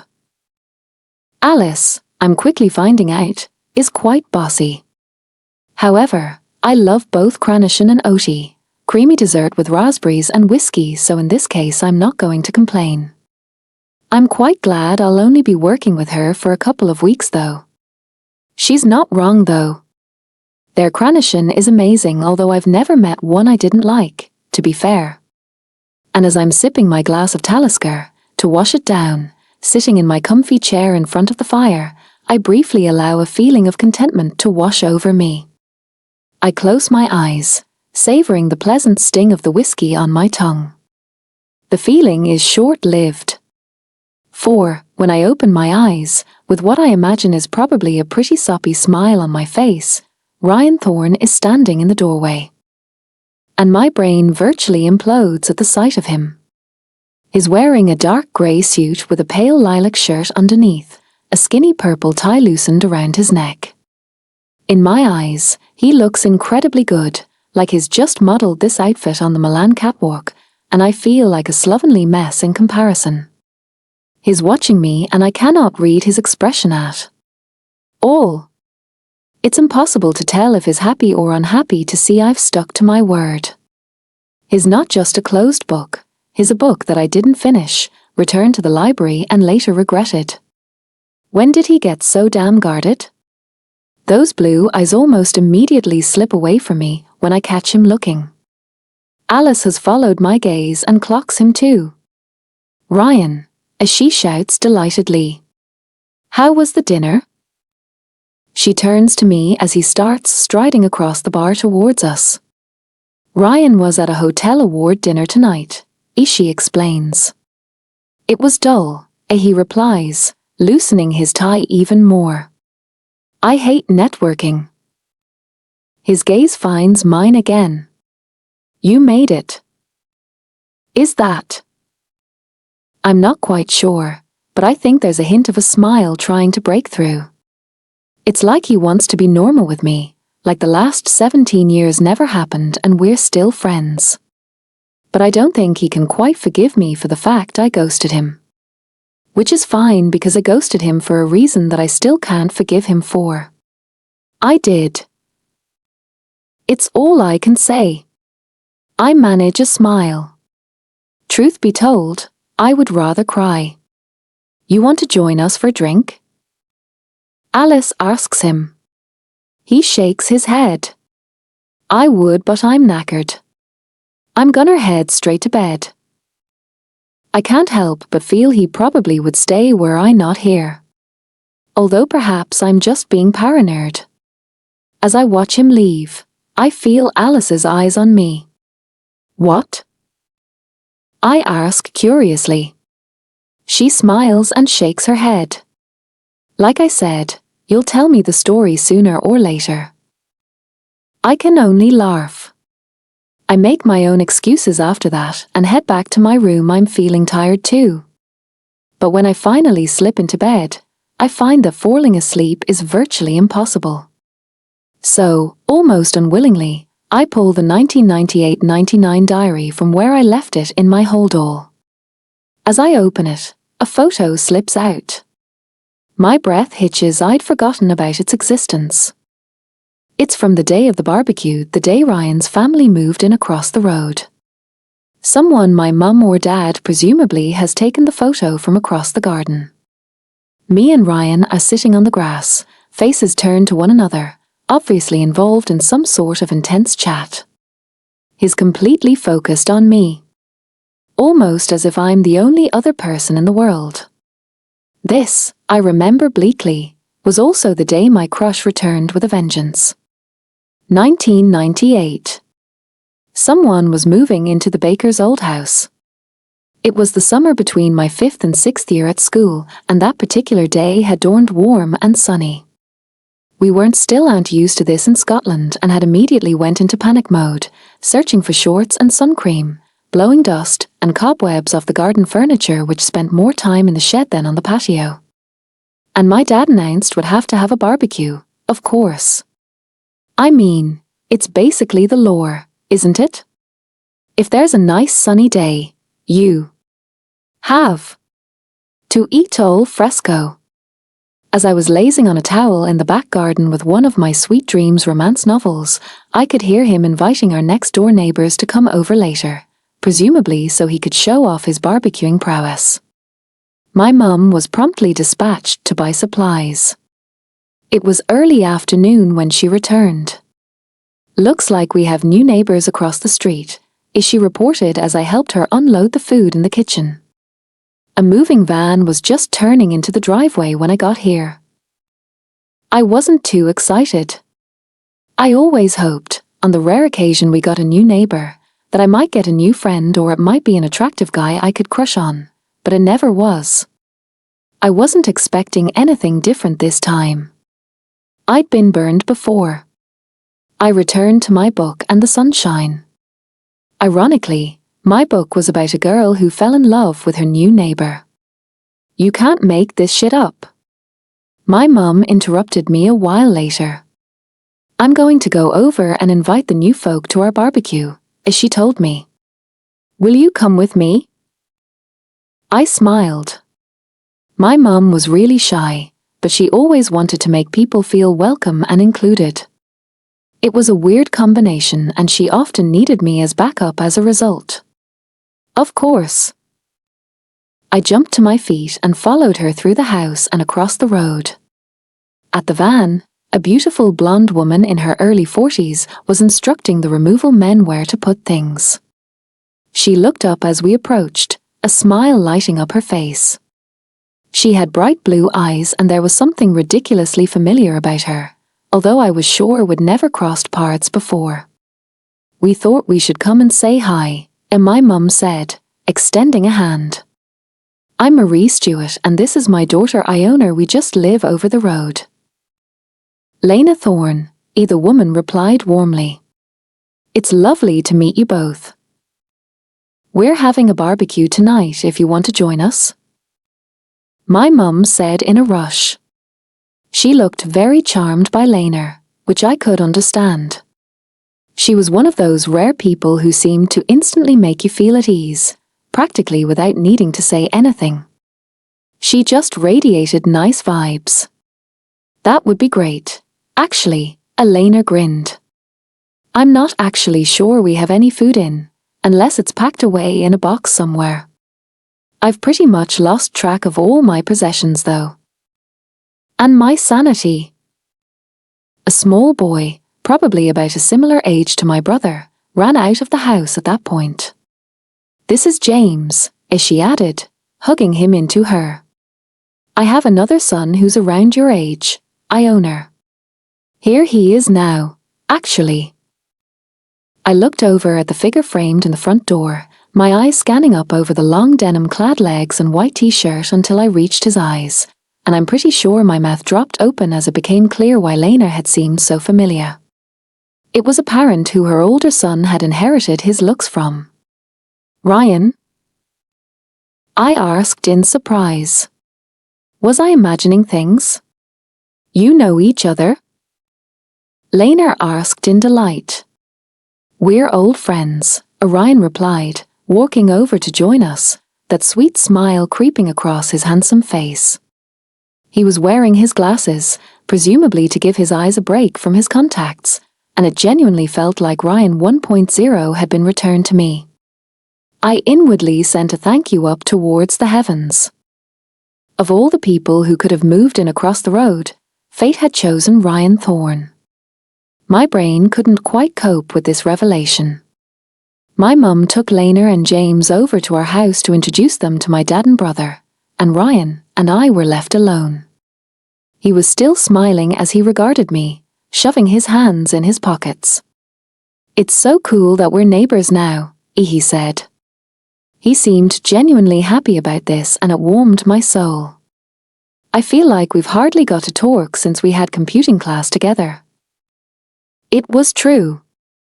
I'd barely saw him after we finished 4th year and no longer shared any classes.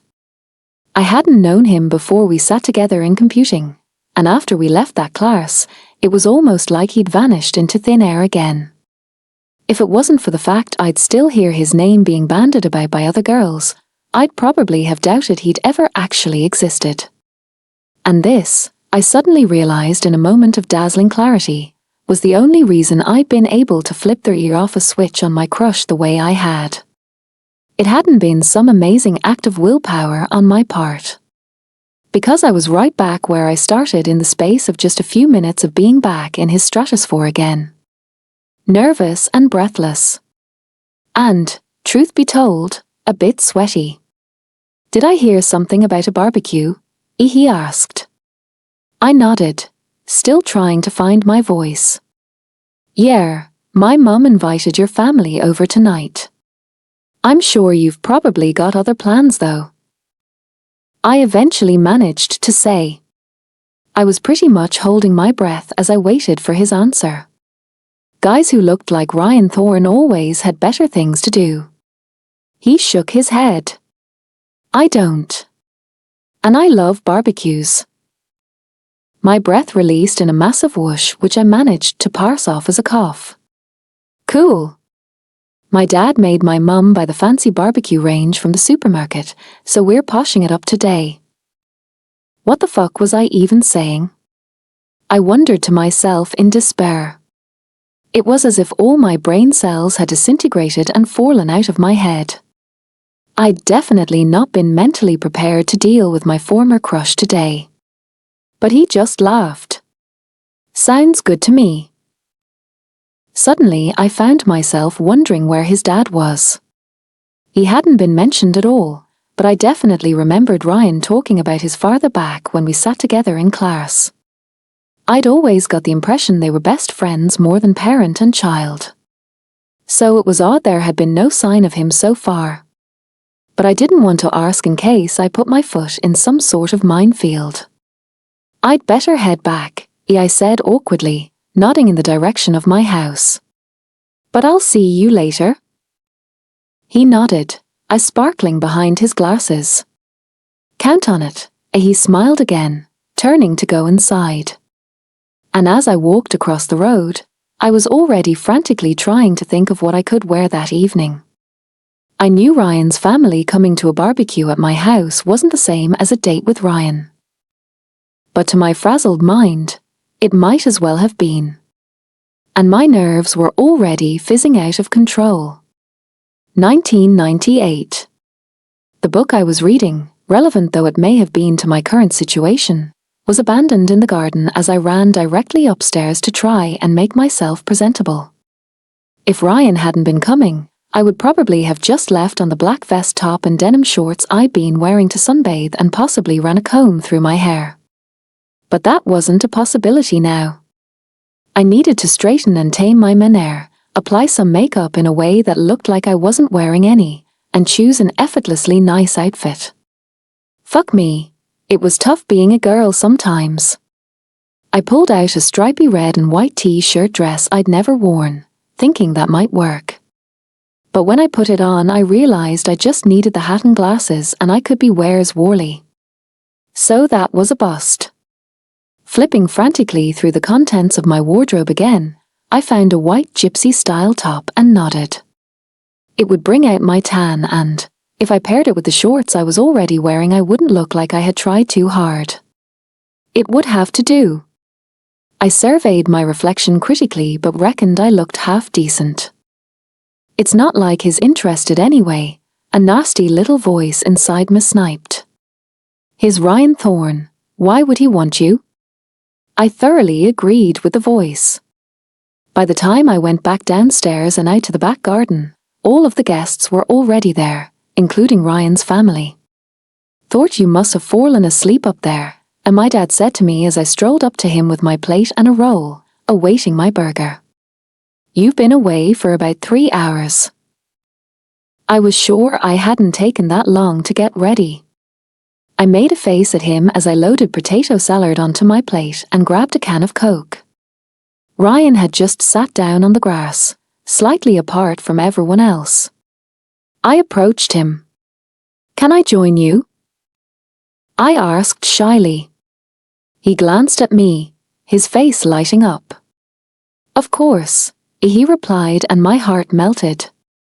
You look nice, he added, easily, as I lowered myself to the ground and I felt myself blush. Thanks, you do too. My face flamed further.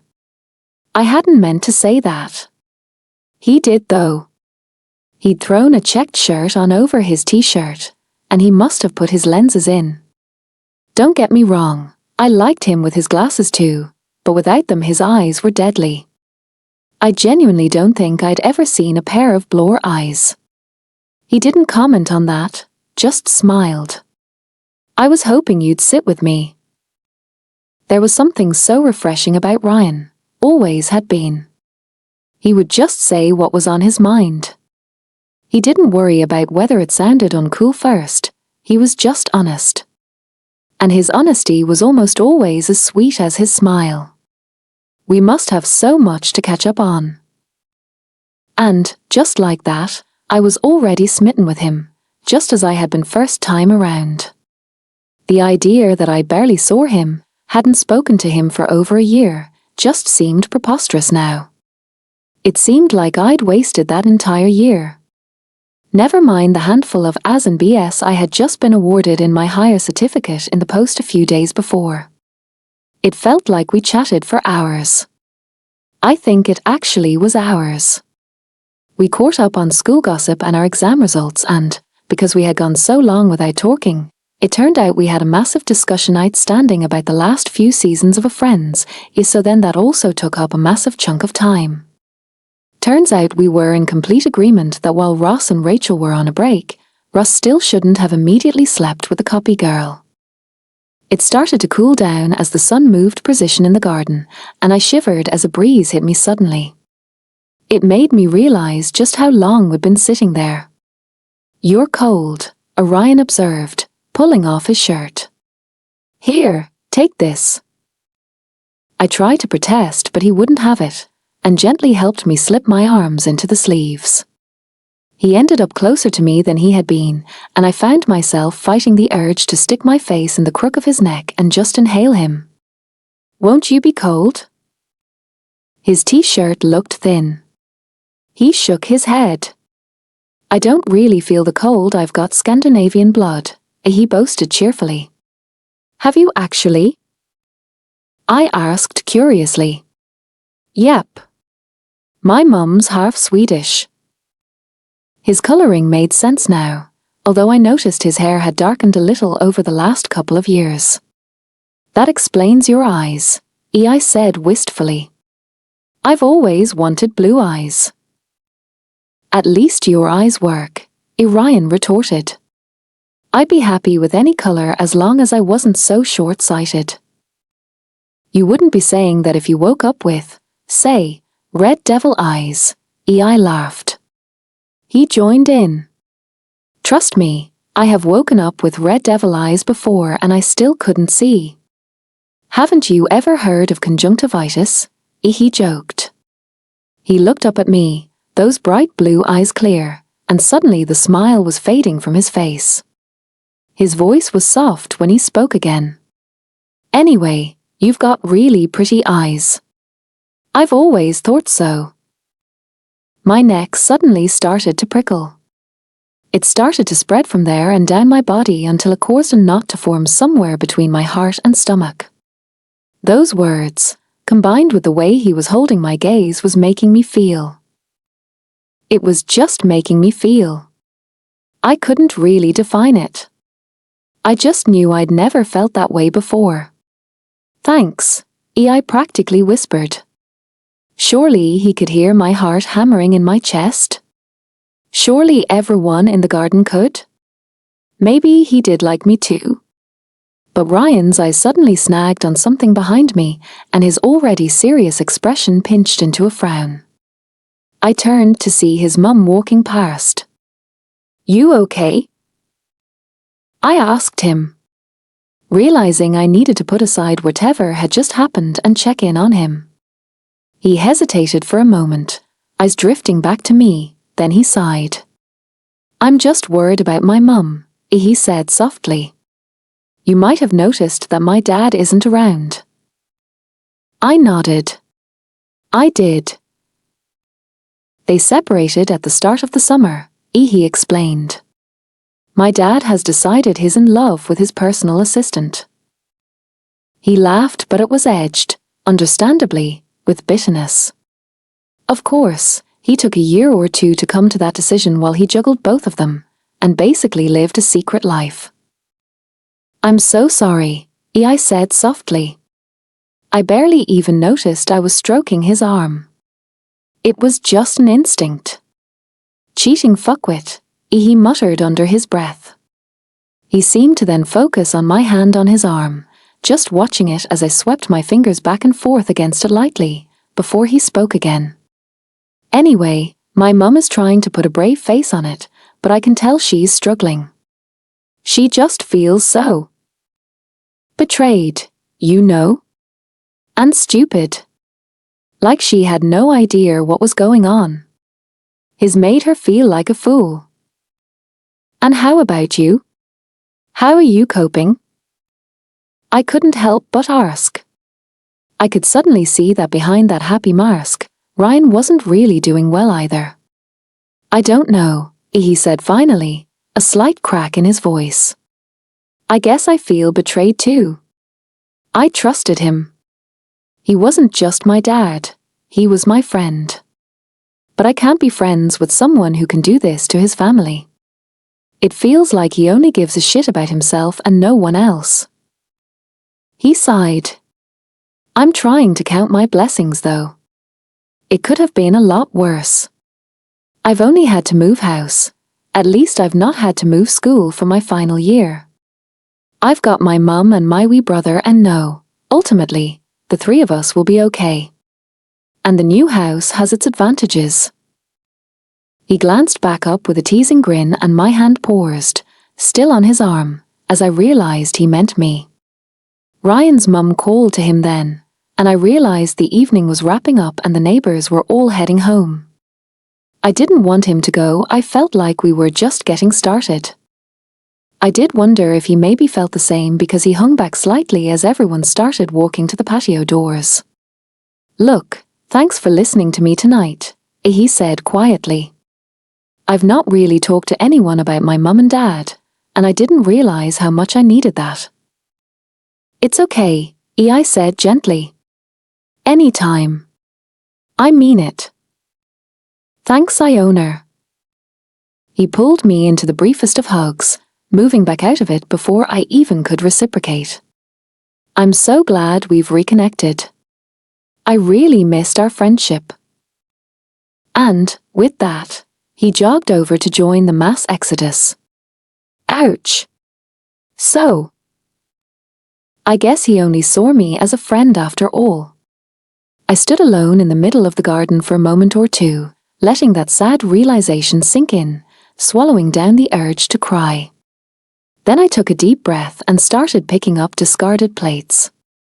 It was only when I was walking back up to my room that I realized I was still wearing his shirt. 2016. I jolt into consciousness with a start, wondering where the hell I am. Before I remember, I'm in my new dwellings in the Highlands, clutching my teenage diary.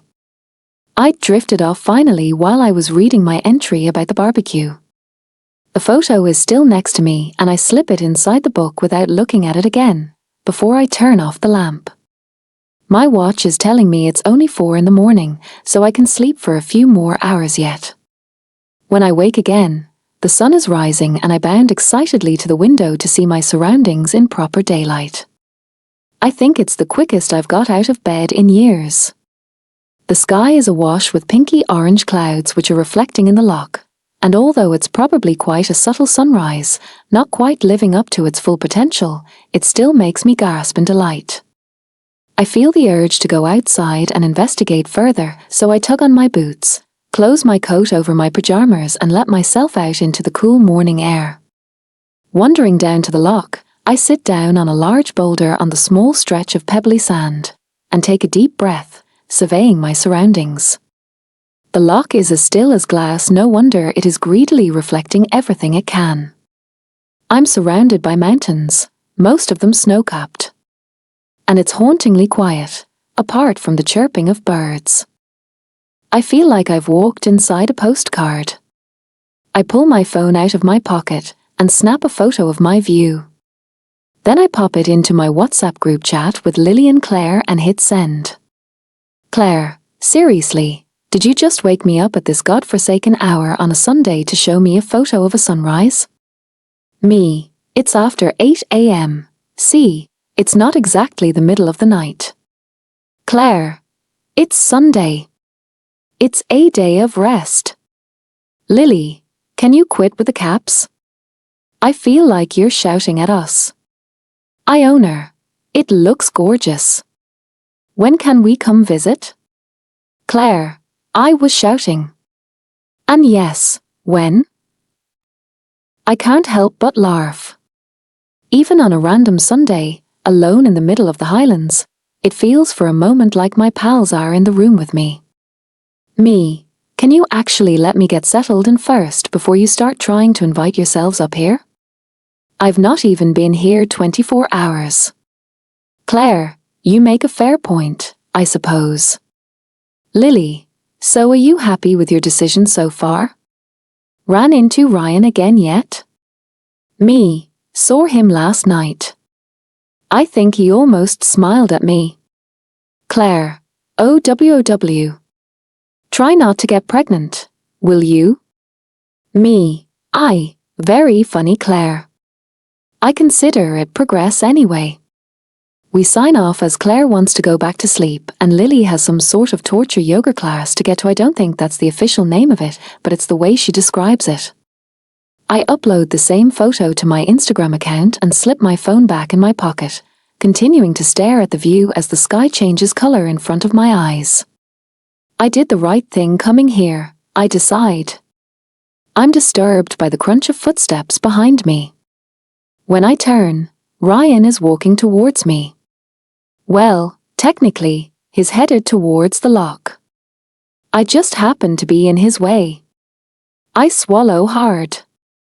I don't want to stare, but it's difficult considering he's wearing a black wetsuit, and it feels like I can see everything. A pair of goggles dangle from his hand. Hey, I manage imaginatively, rising to my feet. Because I haven't spoken today, yet the greeting emerges as a husky rasp. I'm not even sure he understands what I said, but I'm sure he'll get the gist. Of course, once again he's found me at a disadvantage, with my bedhead hair piled on top of my head in a messy bun, no makeup. And don't forget the fuzzy pajamas I'm still wearing under my coat and boots. The PJs have small cats printed on them, and each cat is holding a different cocktail. I'm mortified, and hope that the light is still too dim for him to see this in any great detail. Ryan grinds to a halt in front of me. Morning. He looks a bit caught out, as if he wasn't expecting to see someone else here, and isn't particularly happy about it. Maybe he's not a morning person. Or perhaps he just isn't keen on me staring at the crotch of his tight wetsuit. There's a chance that might be it, I think as I avert my eyes. I was just going for a swim. I shiver at the very thought, glancing back to the lock. I don't even want to imagine how cold it must be. You're hardcore. It looks fucking freezing. I don't really feel the cold, he shrugs. Scandinavian blood, I nod. A glimmer of a grin seems to involuntarily curl his mouth as I say this, and I have no doubt he's thinking back to the barbecue too. How different the vibe between us is now. I want to jump into his arms, tell him I'm still there for him anytime he wants to talk. That, of all the things I miss from my past, the absence of his friendship is the one that stings the most. But the smile vanishes as quickly as it appeared and he shrugs. Whatever that brief connection we had was, it's already flickered back out. Right, he confirms. So do you do this every morning? I ask. It feels like I've forgotten how to make conversation, when talking about anything and everything used to be so easy for us. I miss those days. I miss him. He's not even looking at me now, just staring out at the lock. I'm wondering if he has even heard my question. Some mornings, not all, he replies eventually. Usually just when I need to clear my head. That felt pointed. Or perhaps I'm just being a massive narcissist and making it about me when it's patently not. I start to back away. Well, I'll let you get on with it. It feels a bit like I'm invading his space now. See you later, he says abruptly, walking towards the water's edge. I pick my way back up the beach and, when I turn for one last look, he's already halfway across the lock. And I can feel my stomach churn as I realize, with absolute certainty, that I'm still not over this man. 2016. After my most recent awkward interaction with my former guy BFF, I debate what to do next. Go back to bed? Take myself for a walk? Try out the gym or maybe just scream at the sky in frustration for a while? Okay, perhaps the last option is a little overdramatic. But my unwanted feelings for Ryan are definitely getting to me. Being in close proximity to him is going to be harder than I thought. But he's going to have to warm to me at some point, regardless of how he's actually feeling.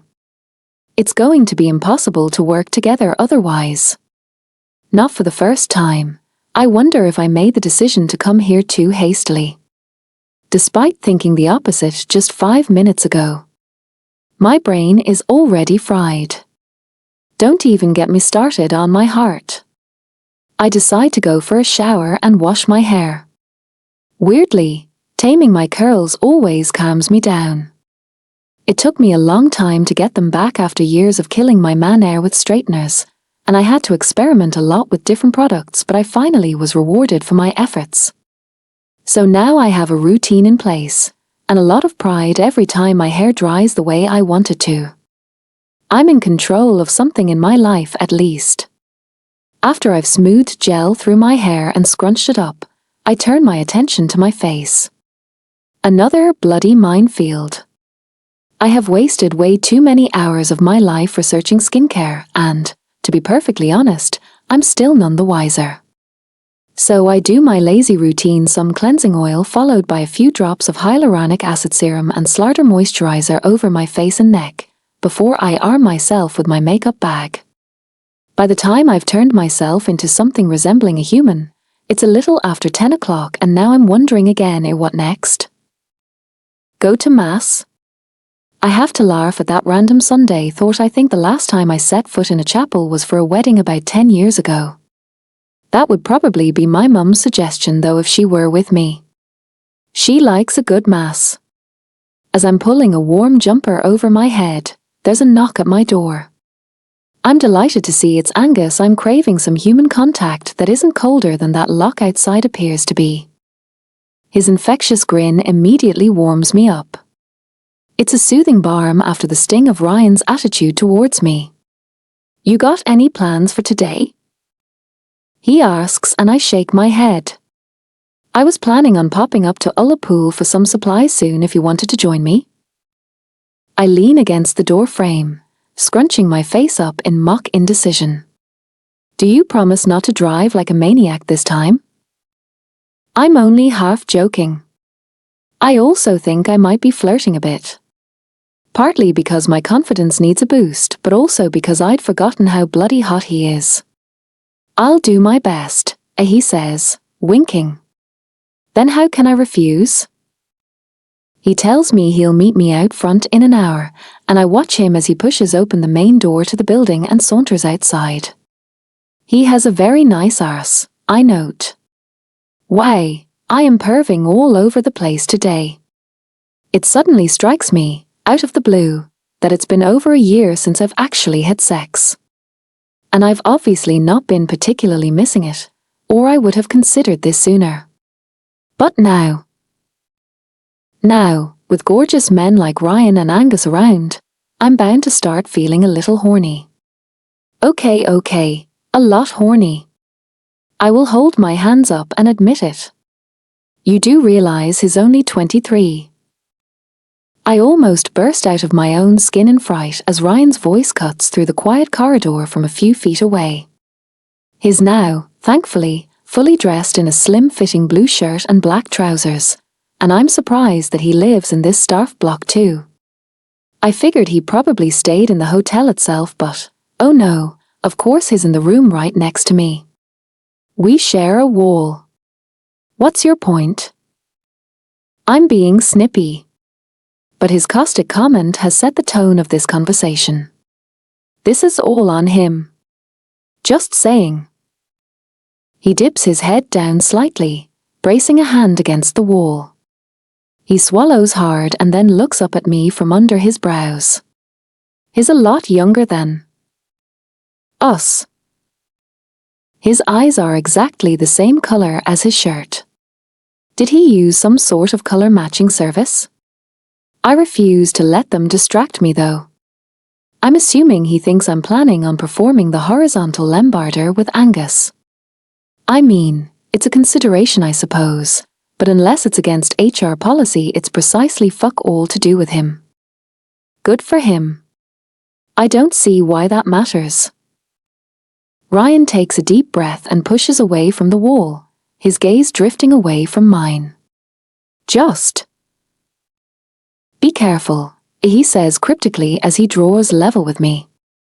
He opens the main door and is about to exit, but his hand pauses on the handle. His other hand is clenched by his side and he doesn't turn around, but I'm surprised by his parting words. Your hair looks pretty. It reminds me of. He trails off abruptly. Never mind. He shakes his head and stalks away, the door slamming shut in his wake. What the hell was that? I stare after him through the glass panel and, yes, I'm staring at his arse, but I'm also wondering what the end of that sentence was going to be.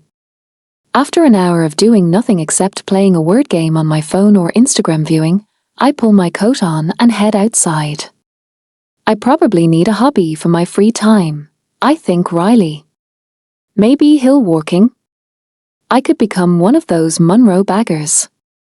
But the idea of climbing a mountain in the cold, with risk of ice and snow, does not appeal, even if it's worth it for the view from the summit. Perhaps that can be my summer activity, I decide. What are you so deep in thought about? Angus asks me cheerfully as I climb into the car. I shrug. Thinking about hobbies. How do you keep yourself busy in your spare time? He scrunches his face up. I mostly just get stoned and watch TV. I blink in surprise and he laughs. Just kidding. I cycle a lot. Run a bit. Then I recover by getting stoned and watching TV. I'm not sure if that's still a joke. Oh, and there's that wink again. If you ever care to join me, just say the word. I'll let you know, I say dryly. I'm not really a fan of hash. Alcohol is my drug of choice, and I'm not even very good at that. Although I think I'll stock up on some wine while we're at the supermarket. It only takes another 20 minutes of driving and easy banter to reach Ullapool. Inverness has bigger shops, but I prefer coming here, Angus tells me as we jump out of the car. Have you been before? To Tesco? I joke. Yes, I have some experience of that. He chuckles. No, I've never been this far north before actually. My grandparents lived in the Cairngorms when I was growing up, so we spent a lot of time there on holidays, but we never went further than that. His eyes light up. I love the Cairngorms, he enthuses as we walk into the shop. But it's amazing up here too. You need to go to Torridon at some point. Honestly, it'll blow your mind. We agree to separate in the store to get our own shopping. I throw a few different types of cheese into my basket, along with some nice bread and, of course, wine. Then try to balance the decadence out with some frozen veg, noodles, pasta, and sauces. I'm going to try not to be super unhealthy while I'm up here. I'm not actually on holiday after all, although it does admittedly feel a bit like that right now since I haven't started work yet. I sneak a few large bars of chocolate in, as if I'm somehow fooling my own brain. I tell myself that's okay because they're dark chocolate and organic. So good for me. I am the queen of self-denial. You want to grab some lunch? Angus asks after we've loaded the bags into the car. I briefly worry about the frozen goods, then remember it's only about 5 degrees Celsius, so they probably won't defrost. I nod, realizing I'm far hungrier than I realized. The last thing I ate was the Cranachan. We find a pub and, given it's barely midday, I order a Coke, while Angus gets a coffee. What do you think? He asks. They do a full roast lunch here on a Sunday. The works. Should we? You were coming here for lunch no matter whether I said yes or no, weren't you? I tease and his smile widens. Guilty as charged. Now, are you getting the roast or not? So we tuck into mouth-watering beef, perfect roast spuds and probably the tastiest Yorkshire puddings I've ever eaten. I do love a roast dinner. Although I'll have to punish myself on the treadmill later. You'll need to show me where the gym is when we get back, I tell Angus. I'll probably have to run for a good few miles to work this lot off. Angus' wide mouth curves up in a grin. It's slightly crooked and extremely enticing. I don't think that's something you need to worry about, he says. His voice seems deeper than normal as he briefly scans my body before his hazel eyes settle on my face again. I don't even think he means it in a deliberately seductive way. But goodness, something down below twitches in response to the brazenness in that look. Ryan is probably right though about the age thing. Because I can't help but think about the fact that while me and Ryan were sitting next to each other in computing, debating Oasis vs Blur, Angus would have been a toddler debating potty versus nappy. Damn, Ryan's got in my head. All the same, I feel myself blush at the compliment. I remember that date with John, where he made me feel self-conscious about my body for all the wrong reasons. As we finish eating, I find myself recounting the details of the day to Angus, and his eyes narrow in disgust. Arsehole, he spits out. Definitely sounds like he has issues. I nod. For sure. I bite my lip. I've had similar things said to me and about me in the past, so it's a bit of a trigger for me. Well, here's the problem. Not you, Angus assures me. And then he smiles and pulls me to my feet. Come on, let's get back to the hotel before your vegetables get. Well, even colder, I suppose. When we get back, it's close to 3 and the sky is already starting to darken. Sunset already isn't far off at this time of year. Angus finds me an empty cupboard in the kitchen and helps me put my groceries away, warning me that I might want to keep the best items of food like chocolate and wine in my own room, as one of the cleaners likes to eat other people's food. I decide to take the cheese and bread there too. If someone eats my favorite food, they're at severe risk of murder by fork. Right, I need to get changed and head to the bar for my shift, Angus says, after a quick check of his watch. Will you be over there later? I shake my head. I think I'm just gonna stay in my room tonight. Get my head in the game for my first day. And avoid Ryan, of course. No worries, he replies easily. I'll see you at some point tomorrow then. Going back to my room, I run a bath and lie in it until my skin prunes. Then I watch some TV with a glass of wine and, when I get hungry again, I roughly chop up some brie and slaughter it on bread. It tastes amazing. I decide to have an early night. And the whole time I'm wondering what it was that Ryan didn't say earlier. 2016.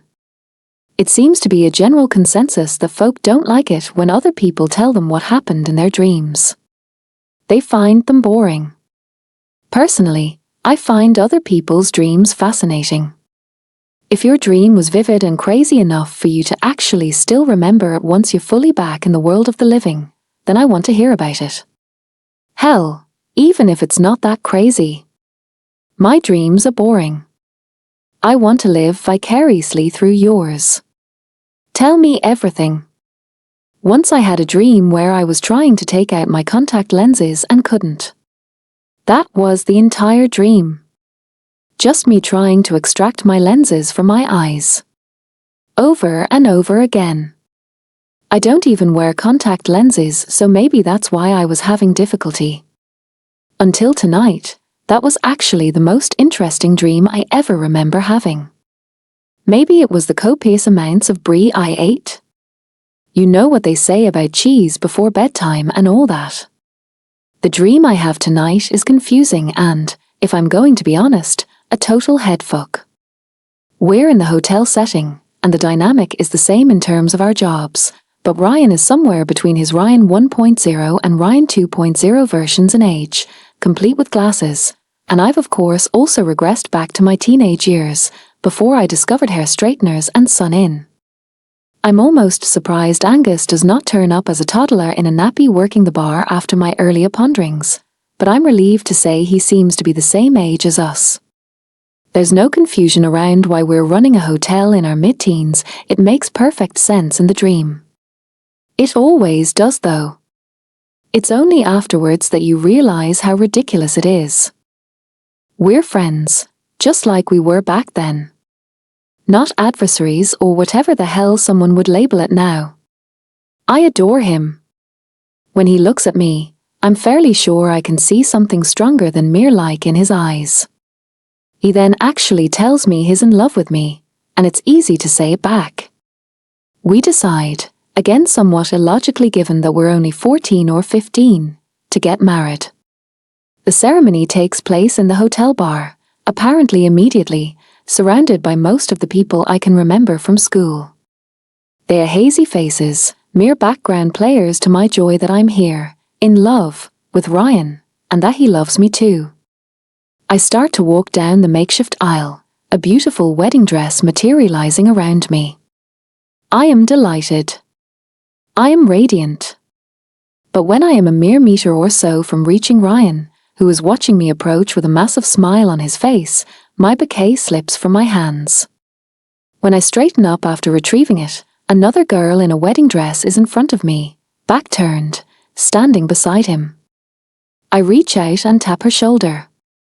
When she turns, It's Ryan's ex-wife.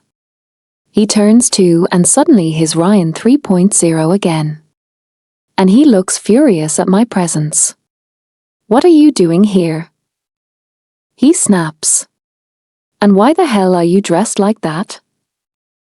Oh, you didn't think he'd be interested in someone like you, did you? His ex says patronizingly. I mean. She waves a hand dismissively up and down in my direction. You're not exactly his type. They brush past me back up the aisle, without a backwards glance leaving me frozen in horror, all eyes on me. I focus in now on one of the faces. I recognize him. It's one of Ryan's friends, Martin. He looks a bit smug. He always was though. I always liked him the least. My dream comes to the classic conclusion when I realize my dress has disappeared. I'm standing in front of everyone in my laundry day underwear, sobbing my heart out, and I wake with a start, the jeers from the crowd still ringing in my ears. While I'm really interested in dreams, I'm not sure they really have hidden meaning. Although if they do, I guess I probably shouldn't try contact lenses if I ever experience vision problems. I tend to think they're just our brain trying to process memories from our past, and actually the meaning isn't really hidden at all. In my case, this dream has just taken elements of prom night 1999, twisted them, thrown in a new setting and some additional characters from my new life, then added some American soap opera drama to really jazz it up. Oh, and then stripped me almost naked, of course. Sounds about right. It's really unsettled me though. So much so that I actually end up telling Alice about it while she's training me on how the rotors work. Sorry, I know other people's dreams are really boring. I apologize. She laughs. I disagree. I think that's a really interesting dream actually, she says. I knew I liked her. She falls silent and I can tell she's replaying my retelling of the dream in her head. So you and Ryan, as kids, you were never in love? Christ, no, I say emphatically. Probably too emphatically. Her eyebrows shoot up into her hairline at the force of my denial and she chuckles, almost imperceptibly. How do you know the other bride was Ryan's ex-wife? She asks, and at my answering blush she sniggers. Facebook stalking, right? I redden further. I even thought you might be his girlfriend. I confess. You're hilarious. She's in fits of laughter now. She wipes tears from her eyes as she calms herself. What's the significance of this other guy in your dream? Martin, right? I shrug. I almost wish I hadn't mentioned his appearance in the dream. Martin was a dick.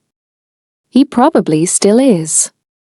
He was just one of those boys who gave the impression that he'd never fully grow up, but people let him away with his crap because he was a funny. His brand of humor was not one I subscribed to though. If you can only make people laugh by bringing other folk down, it's never been something I want to hear. I also think he was well aware of the fact I didn't like him and didn't find him funny. And guys like Martin, while they feed off controversy, still want to be popular. So in return he didn't like me much either. And I was okay with that. I'm not really sure why he was in the dream, I say eventually. Alice's eyes flicker over me suspiciously. You're a mysterious one, Iona Stewart, as she says softly. But I will figure you out. Have fun trying, I say flippantly, adding a cheeky grin to soften my words. Now, about these rotors? And, putting the ridiculous dream to one side for now, anyway we get back to work. 2016. That first week passes quickly, thankfully devoid of any more strange dreams. I'm relieved about that because training is pretty thorough and I really need my sleep to recover. I'm unsurprised to discover I'll need to be able to cover the bar, restaurant, and reception if necessary, as well as assist with the HR and payroll duties. I'll also be dealing with the hotel's social media as part of my role, which I have to admit pleases me. Alice has confessed she can't really be bothered with that side of things. I'd 100% end up tweeting from the wrong account about pregnancy piles or something, as she'd giggled, but I'm quite eager to get my teeth into that. So much so that I've already happily taken that chore out of Alice's hands. I barely see Ryan. Obviously, our days off won't overlap since I'm meant to be his cover, but even on the days we are both working, we're like ships that pass in the night. We're overly cordial to each other when we do find ourselves crossing paths. One time I almost even curtsy, but I decide that is maybe taking our icy politeness a little too far. Each day flies in, and every evening I find myself falling into a routine 30 minutes on the cross-trainer blasting 90s dance music into my ears, followed by a bath, then whatever I can be bothered cobbling together in the kitchen for dinner. After that I usually wrap myself up in my bed and watch Netflix on my laptop. If I can be bothered pushing the boat out, I'll chance a glass of wine, but I'm usually half asleep by that point. I'm always very aware of the fact that Ryan might be on the other side of the wall. On a slightly related note, I haven't yet used my vibrator. I'm still trying to work out just how thin those walls actually are. Friday is my first day off, and I decide I really should just take it easy and try to recuperate after the last 4 days. A nice long lie beckons, and I thoroughly embrace the urge to sleep until 11 a.m. I fully deserve it. I love my room, I think, glancing around contentedly from my comfortable bed. I'm starting to love my job already too, I realize. Because I have so much practical experience working in hotels growing up and in the summers during my degree, I have picked up most tasks pretty quickly, and I'm feeling confident I'll be able to manage once Alice finishes up and I'm on my own. Then I remember her last day is Sunday and try not to panic. Once I've dressed and stuffed a few slices of buttered toast in my mouth, I'm feeling calmer again and I head down to stare at the loch for a bit. The water is choppier today, and I let the waves hypnotize me for 15 minutes or so. It's surprisingly therapeutic. On the way back to my room, I run into Angus. Been for a cycle? I ask him, probably a tad redundantly, taking in his outfit. I know it's his day off today as well. We've been talking and flirting quite a lot this week. Nah, I just really like to wear skin-tight shorts to the pub, he jokes. Speaking of the pub, hey, eyes up here. My gaze snapped guiltily back to his face. What is with me lately? He's clearly trying not to laugh. I wasn't looking at that. I mean it. I cover my face in mortification. Sorry. What were you saying before I so rudely perved on you? I might as well own it. A chuckle escapes his lips. Fancy coming to the pub in the village tonight? He asks casually. We can be locals for the night. Is this a date? Do I want it to be a date? Either way, I find myself nodding. I'd like that. We've agreed to meet out front at 7, so I have a few hours to stress and then another few to choose an outfit. It reminds me of the night of the barbecue all these years ago, trying to choose an outfit to impress Ryan, and I briefly have to squeeze my eyes tightly together to eject the memory. I decide to stay casual and swap out my baggy jumper for a fairly low-cut slouchy black top that really makes the girls look good. And yes, the girls are my boobs. Angus is already waiting for me when I reach our meeting point, and I don't know whether to be disappointed or relieved that he's not alone. One of the local part-time bar staff, Rory, is also ready to go. So it's a group thing, I surmise as we walk down the road towards the pub. Probably for the best. I'll get us a round in. Rory walks off to the bar as Angus leads me to a table. The pub itself is fairly small and already busy, so I guess we're lucky to get a seat at all. Sorry about Rory. Angus leans over as he sits and says in a low voice into my ear. Goosebumps prick at my skin. He pretty much invited himself along, and I didn't have the heart to say no. His girlfriend just dumped him, so he's feeling a bit crap. I smile. It's cool, the more the merrier. Personally, I'd prefer if it was just us, he says as he straightens back up. He smiles at me, and there doesn't seem to be any guile or agenda there. I have a feeling this is what he does, though it's his honesty and straightforwardness that pulls in the ladies. And Alice has assured me he's pulled in many mostly hotel guests. This doesn't really bother me. I don't really have any desire to be another notch on his bedpost. Well, most of the time I don't think I do, but I want to experience the initial burn that leads to that. The flirtation, the build-up, maybe a bit of skin on skin. The anticipation. For some reason, probably from the intent in his eyes, I have a strong feeling Angus is going to provide me with all of the above tonight. Maybe even more if I want it. He's already angled himself closer to me as Rory returns with 3 pints and plonks himself down opposite us. Thanks for including me, guys, he says as he holds his glass aloft towards us. I really didn't feel like being alone tonight. No worries, Angus says easily, as we clink our glasses together. So tell us what happened with Carrie. We're through the best part of our first drink by the time Rory has treated us to the first act of a lengthy monologue about the ups and downs, mainly downs, of his relationship with his now ex. We Amir and ERR and you're kidding, what a bitch. Our way through our side of the conversation, but I'm barely listening and I suspect Angus isn't either. Because he's slid a warm hand up underneath my top and is tracing shapes on my back. His touch is light as a feather, but holy shit, all my nerves are fizzing over like a bubbling glass of Prosecco. At one point, his hand slides right round to my other side, just above my hip, and I find myself jumping and letting out a giggle. My sides are ticklish. Angus' fingers get the hint and retreat to the small of my back, while Rory frowns at my involuntary interruption. Sorry, my drink went down the wrong way, I say in explanation. I realise too late it's probably been at least 5 minutes since I last picked up my glass, and my explanation isn't exactly feasible. However, Rory is caught up in his own drama and therefore almost immediately resumes his sorry tale without suspicion. Eventually he needs the loo. Gonna get us another round on the way back? Angus asks him, parsing over a 20-quid note. I don't want to leave Iona on her own to fend off the old men in here. He grins down at me, and my breath hitches. She's pretty irresistible after all.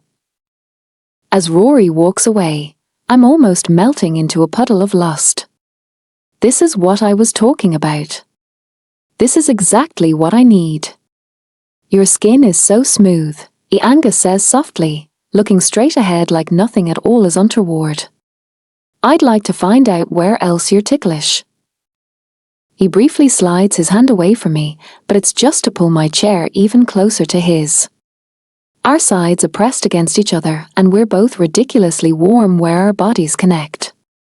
I'm speechless. My pulse is currently racing to win a 100-meter sprint. It just outran Usain Bolt. His eyes are dark when he turns to look at me again. He tucks some of my more wayward ringlets out of the way and brushes his lips across my ear, and I stifle a gasp. Then he pulls back and picks up the remainder of his pint to sip, casually. I find myself doing the same, on autopilot.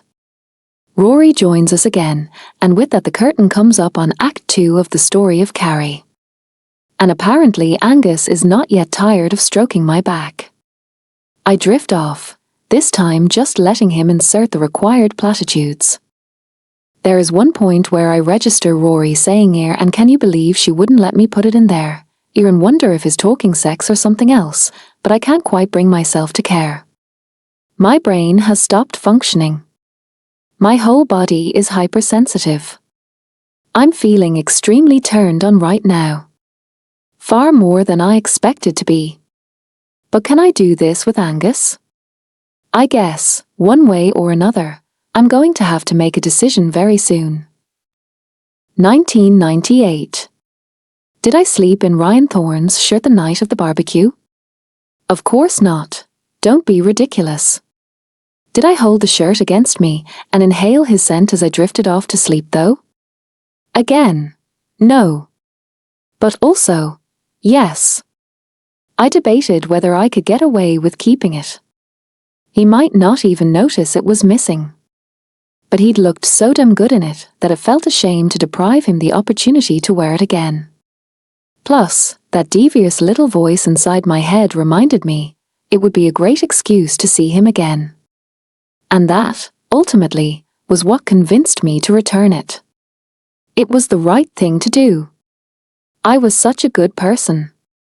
I summoned up my courage.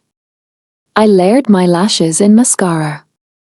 I added a push-up bra. I was already pretty well set in the boobs department, but it was the 90s and Pammy A was our role model back then, so it was always a case of the bigger the better. I didn't know if Ryan was a breast man or not, but it felt safer to play the odds.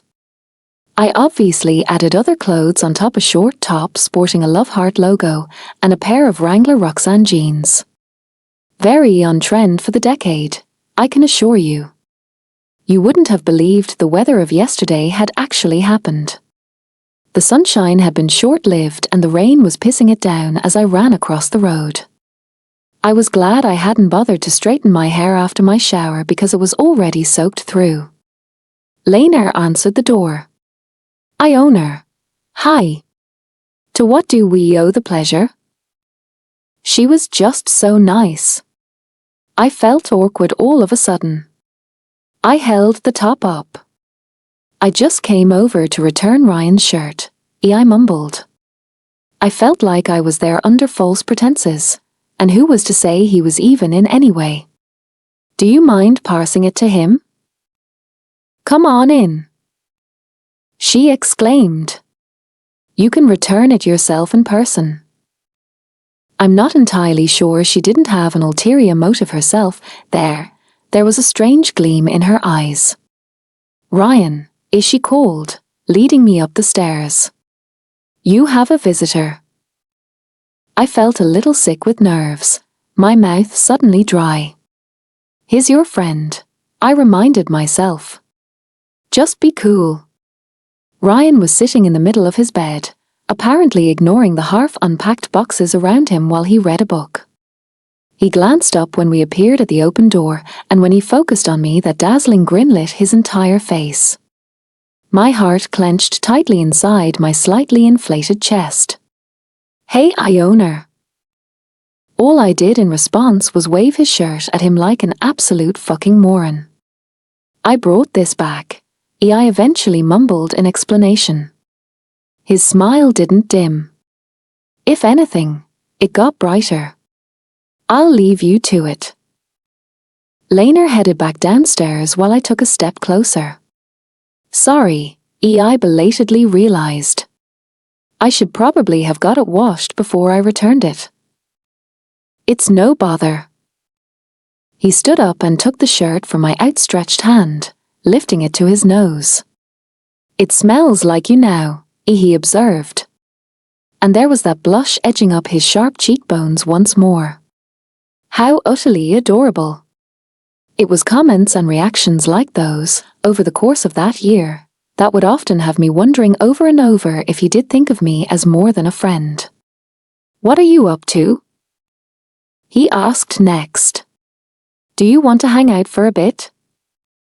I glanced around the room. My eyes drifting over the bedside table where his glasses and several other books Saturday. Scanning the boxes with clothes, and more books, and VHS videos spilling out. You're not just trying to trick me into helping you unpack, are you? I asked suspiciously. He laughed. I would chance my arm, but I'd be worried you'd end up unpacking my underwear by accident. Oh, good Lord. He clapped a hand over his mouth, his eyes bulging in horror. Please forget I said that. Suddenly I couldn't stop laughing.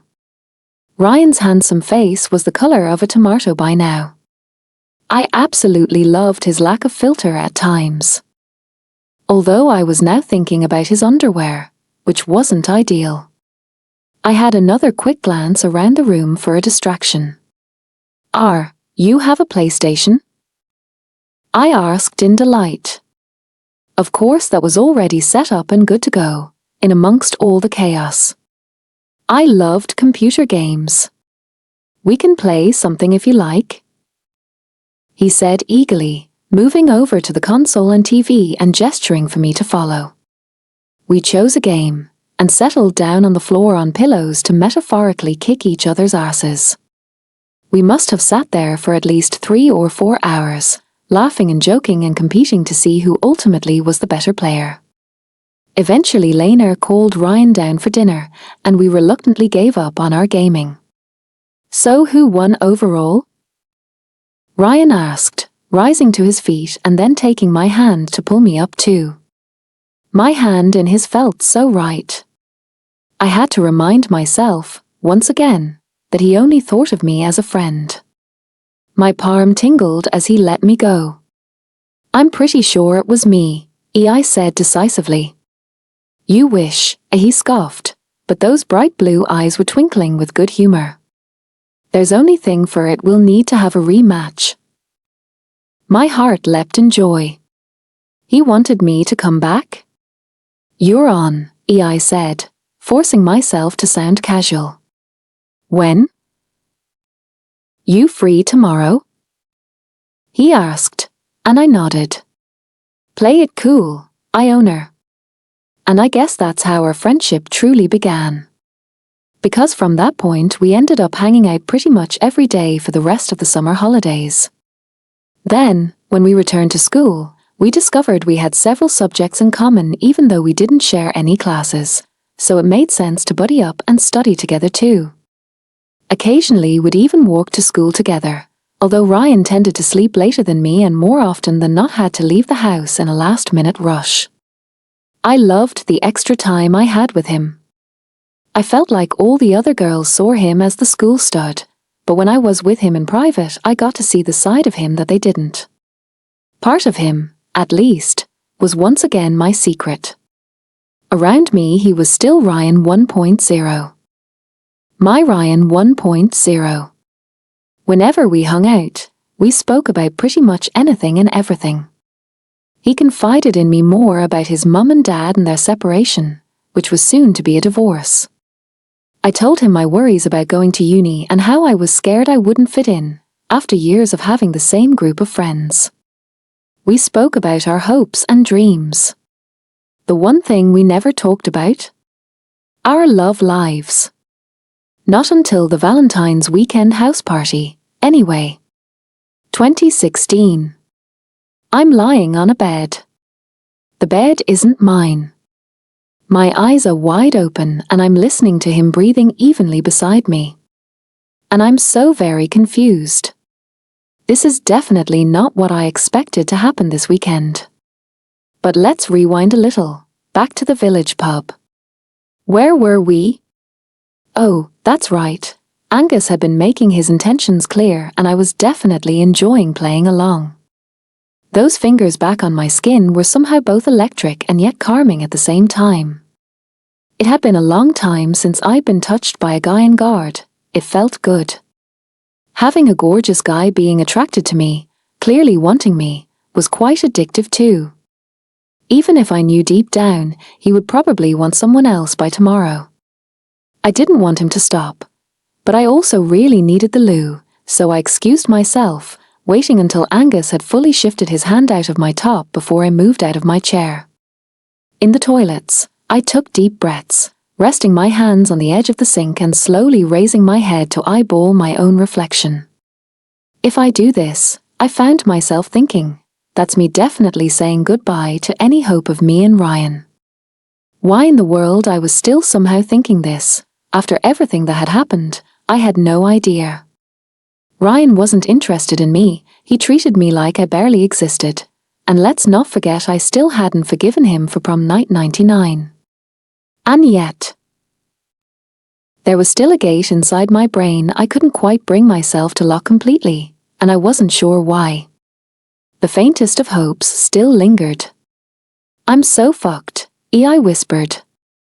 When I left the bathroom, Angus was standing outside, leaning against the opposite wall. "I like Rory," he said. "But I really couldn't listen to any more of his shite without you there to distract me." His smile was pure sex as he walked towards me, and I choked on a breath at the determination in his expression. Clearly Angus had decided he'd had enough with the anticipation aperitif and wanted to proceed to the next course, kissing the life out of me. His lips slid onto mine as he pushed me back into the wall and I melted into the kiss. This guy knew exactly what he was doing and, for the briefest of moments, I was able to switch off and channel all the frustration I had been feeling into the kiss. The problem was, however, that I was pouring all this emotion into the wrong man. My heart was flashing red warning signs, my brain was malfunctioning, and my libido was all over the place. This wasn't right. I couldn't do it. I extracted myself from Angus' lips and pulled back. "I'm sorry," I whispered. "I can't. It's too much." I expected him to maybe think I was overreacting, it was just a kiss after all, but he studied my face for a minute and then just nodded. An understanding grin spread across his face. "I should have realized sooner," he said, almost speaking to himself. I looked at him curiously. "Realized what?" He shrugged. "That you're clearly his girl." "Who are you talking about?" I asked. "Ryan, of course," Angus replied. Like there was absolutely no doubt in his mind. As if it was completely obvious. "I'm not." I trailed off, confused. How did he know? "Your secret is safe with me." Angus leaned over and dropped a warm kiss on my cheek as he wrapped a solid arm around me. "Come on. Let's get another drink and see if it really is possible to die of boredom from Rory's story." "So you didn't shag him then?" Alice concluded as I filled her in the following morning. I obviously gave her a heavily truncated version, avoiding any mention of why I couldn't go through with it and Angus' own conclusion. I wasn't ready to reveal that much yet. Now. It just felt too soon. And I'm not really into casual sex if I'm completely honest. This much at least was true. Plus he's way too young for you, Alice teased me. I sighed. Don't. You sound like Ryan. Alice's voice changed tone. Ryan said that to you too? She asked. Her voice felt almost too casual. I nodded. I saw Ryan earlier, she said. He was having a rare weekend off, presumably while Alice was still there to provide experienced support. He seemed a bit put out when I mentioned you and Angus had went out last night. Her brow furrowed. Are you sure you and Ryan don't have a romantic history? Not like that, we don't, I immediately protested. Alice put down the folder she had been studying and looked me straight in the eye. I own her, as she said firmly. Once this baby is out of me, we're going to the pub and getting absolutely steamboats. And I'm going to get the whole story out of you.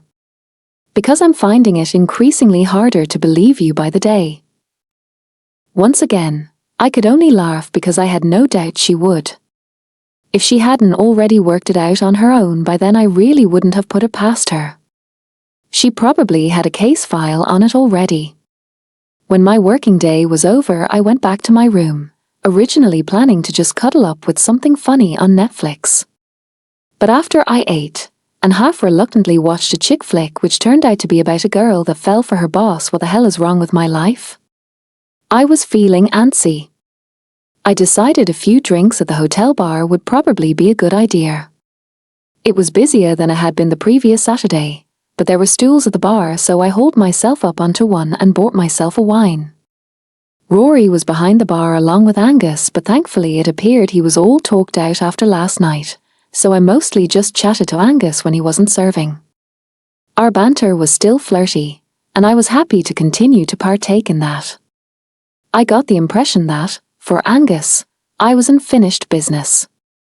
He'd thought I was a done deal, but I'd never signed on the dotted line. So, even though he'd pretty much worked out that I had feelings for Ryan, he wasn't going to let that stop him from trying. In fact, he'd actually said to me later on the previous night that if I wanted to make Ryan jealous, he was more than happy to help out. I told him I'd keep that in mind. I was just glad we were okay. I couldn't stand the idea of yet another person not wanting me here. Around 10:30 I was 3 glasses of wine down and had decided it was just about time to make a move back to my room, not on Angus, when I saw a car pulling up outside. A few moments later, a guy I recognized as one of the barmen from the village pub stuck his head around the door. "Just wanted to give you a heads up that I just dropped your boss off." He was insisting on walking back, but he's a bit pissed, so I thought it was safer to bring him. Me and Angus looked at each other. "I'll go," I said after a brief moment. Angus was still on the clock after all, and I'd been about to head back anyway, so I could easily check Ryan had actually made it inside and not ended up in the lock. And I was hoping if he was drunk he might be a bit friendlier. Although I wasn't holding out too much hope of that. "Thanks, Iona," Angus called as I followed the barman outside. The guy looked at me, his eyes narrowed. "So you're Iona?" he said. The emphasis on the middle word flummoxed me. It was like a penny had dropped into place for him. I nodded. Cheers for bringing him back in one piece. Ryan had made it to his room. But only as far as the door. He was fumbling with his keys and trying to fit one in the lock when I walked into the accommodation block. I studied him for a brief moment. Outwardly, apart from being slightly wobbly, he didn't seem too drunk. But when he turned and spotted me, I could see his eyes were slightly too bright and not particularly focused. "Iona," he said solemnly, holding up his keys. "I think my room key is broken." A nervous giggle escaped me as I walked over to him and removed the keys from his hand. "I think you're using the wrong key," I said gently, finding the correct one and opening the door for him. I flicked his light switch on and he stumbled across the room, letting his jacket drop to the ground before flopping onto his neatly made bed. "Will you be okay?" I asked from the doorway. He rolled over to face me, his expression mournful. "Iona, I think there's a chance I might puke." I came fully into the room at that point, letting the door close behind me, and shook my head at him.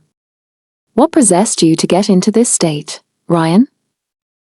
I muttered under my breath as I searched around for a suitable receptacle he could use for spewing purposes. I found a waste paper basket under his desk and brought it over to him. He was covering his eyes with one hand as if the light was too bright, so I put the lamp next to the bed on instead. "Thanks, Iona," he said quietly, opening his eyes and looking directly at me. He seemed to be delighting in using my name for some reason. He stared at me, eyes so very blue, as if he couldn't quite believe I was there, before his eyelids fluttered closed again. "Actually, that reminded me. Do you still wear contact lenses?"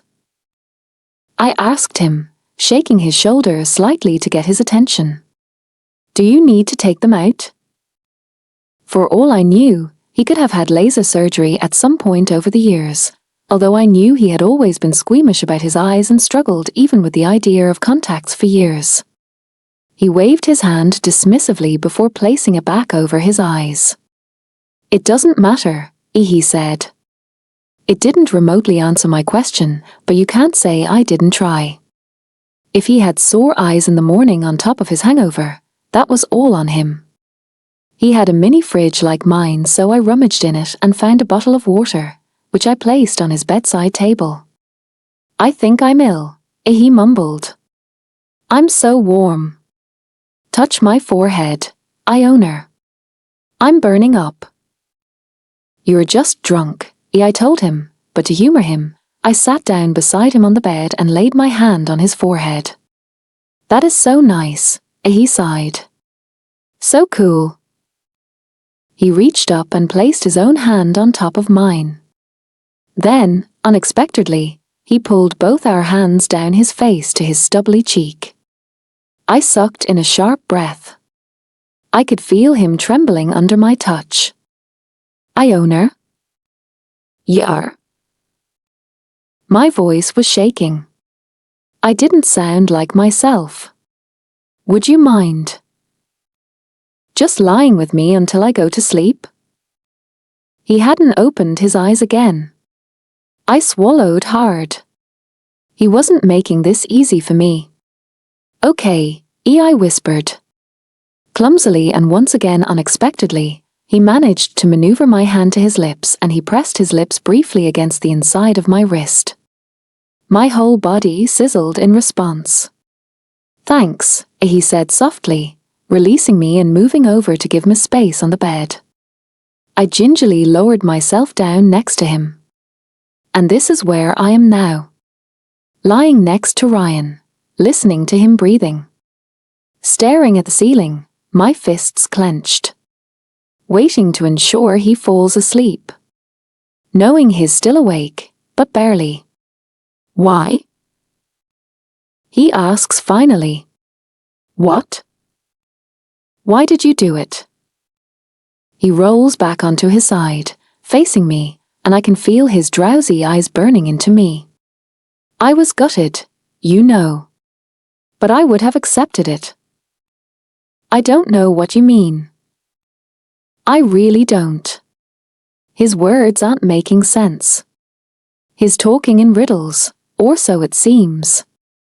We could still have been friends, he says, so softly I can barely hear him. We could have got through it.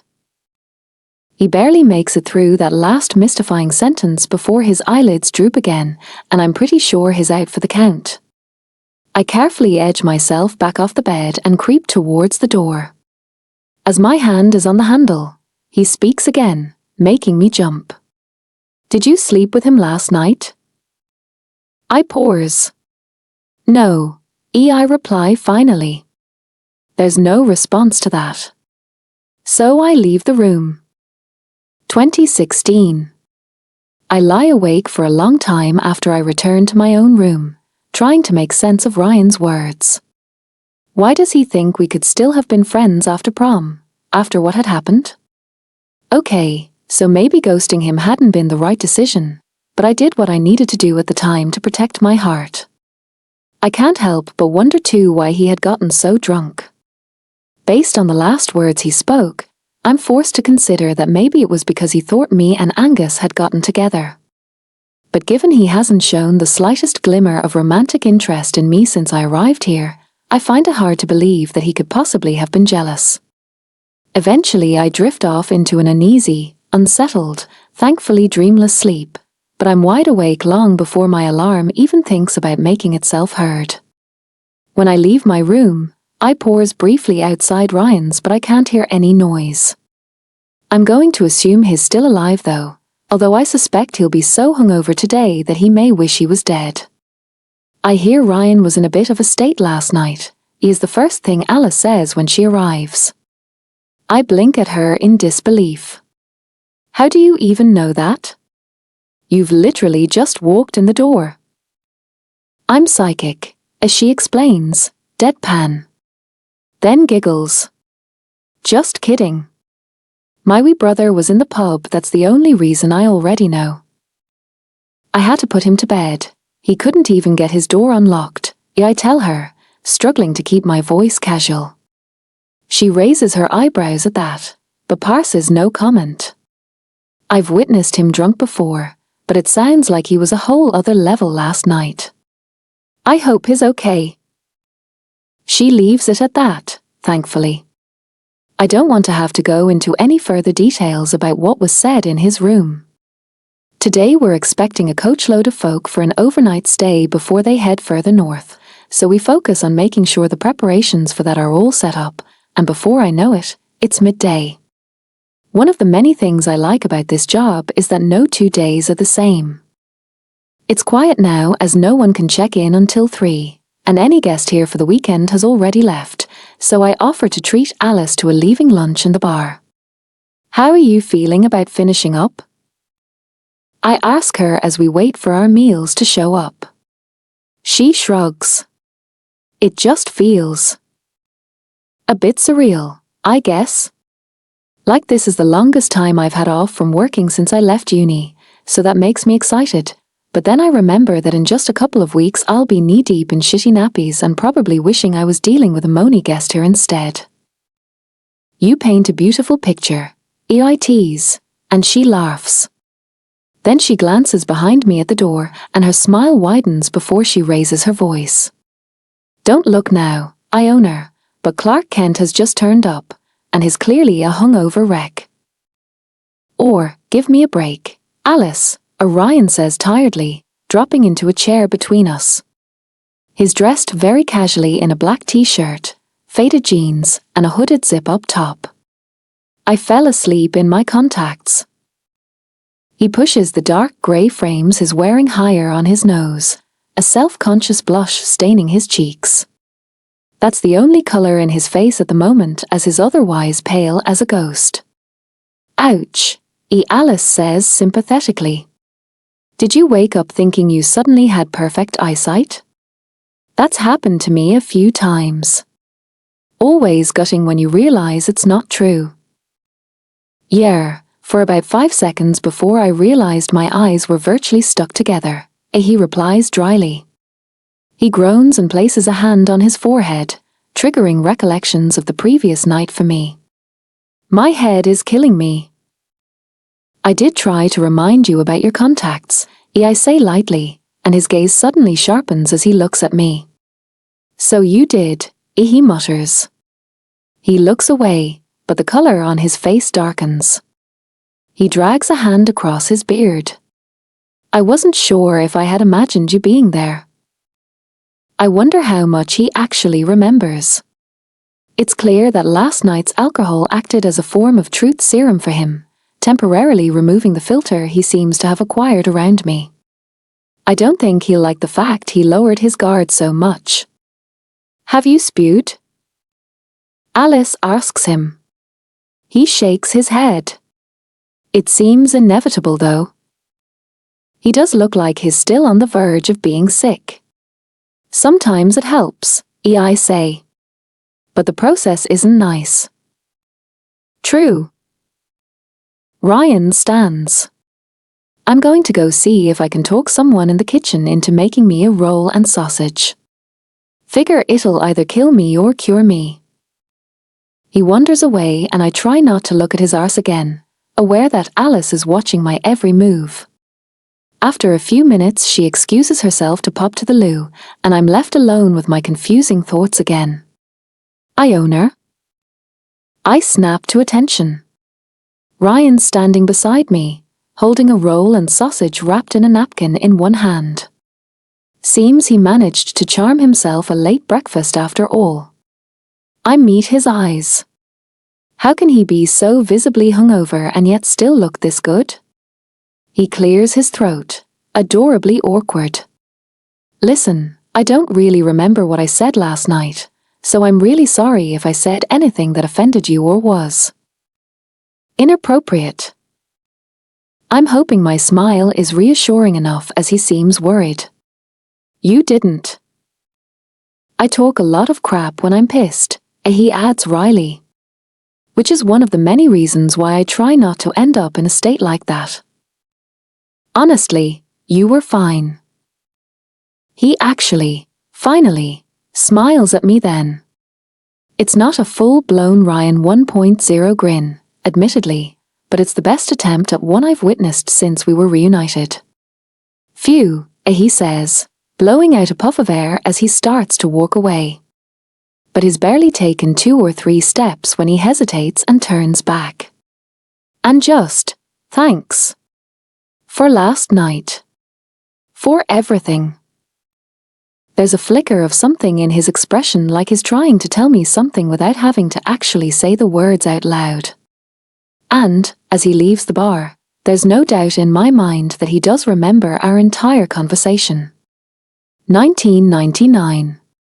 I don't think the party at David Richardson's was meant to necessarily be a Valentine's-related event, just happened to coincide with the same weekend. And most of 6th year at St. Stephen's, our school, had been invited. No one got an official invite, of course. It was more of a word-of-mouth event. A David's got an empty this weekend. We're all going over there to get pissed. An empty, of course, meant his parents were not going to be there. And likely had no clue that their son was planning on throwing a party. I had actually never been to an empty before. I'd also never been drunk.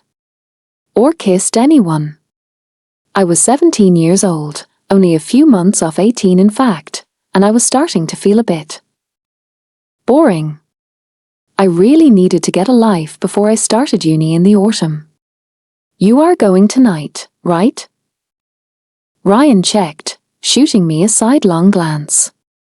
He'd caught up with me as I was walking home from school.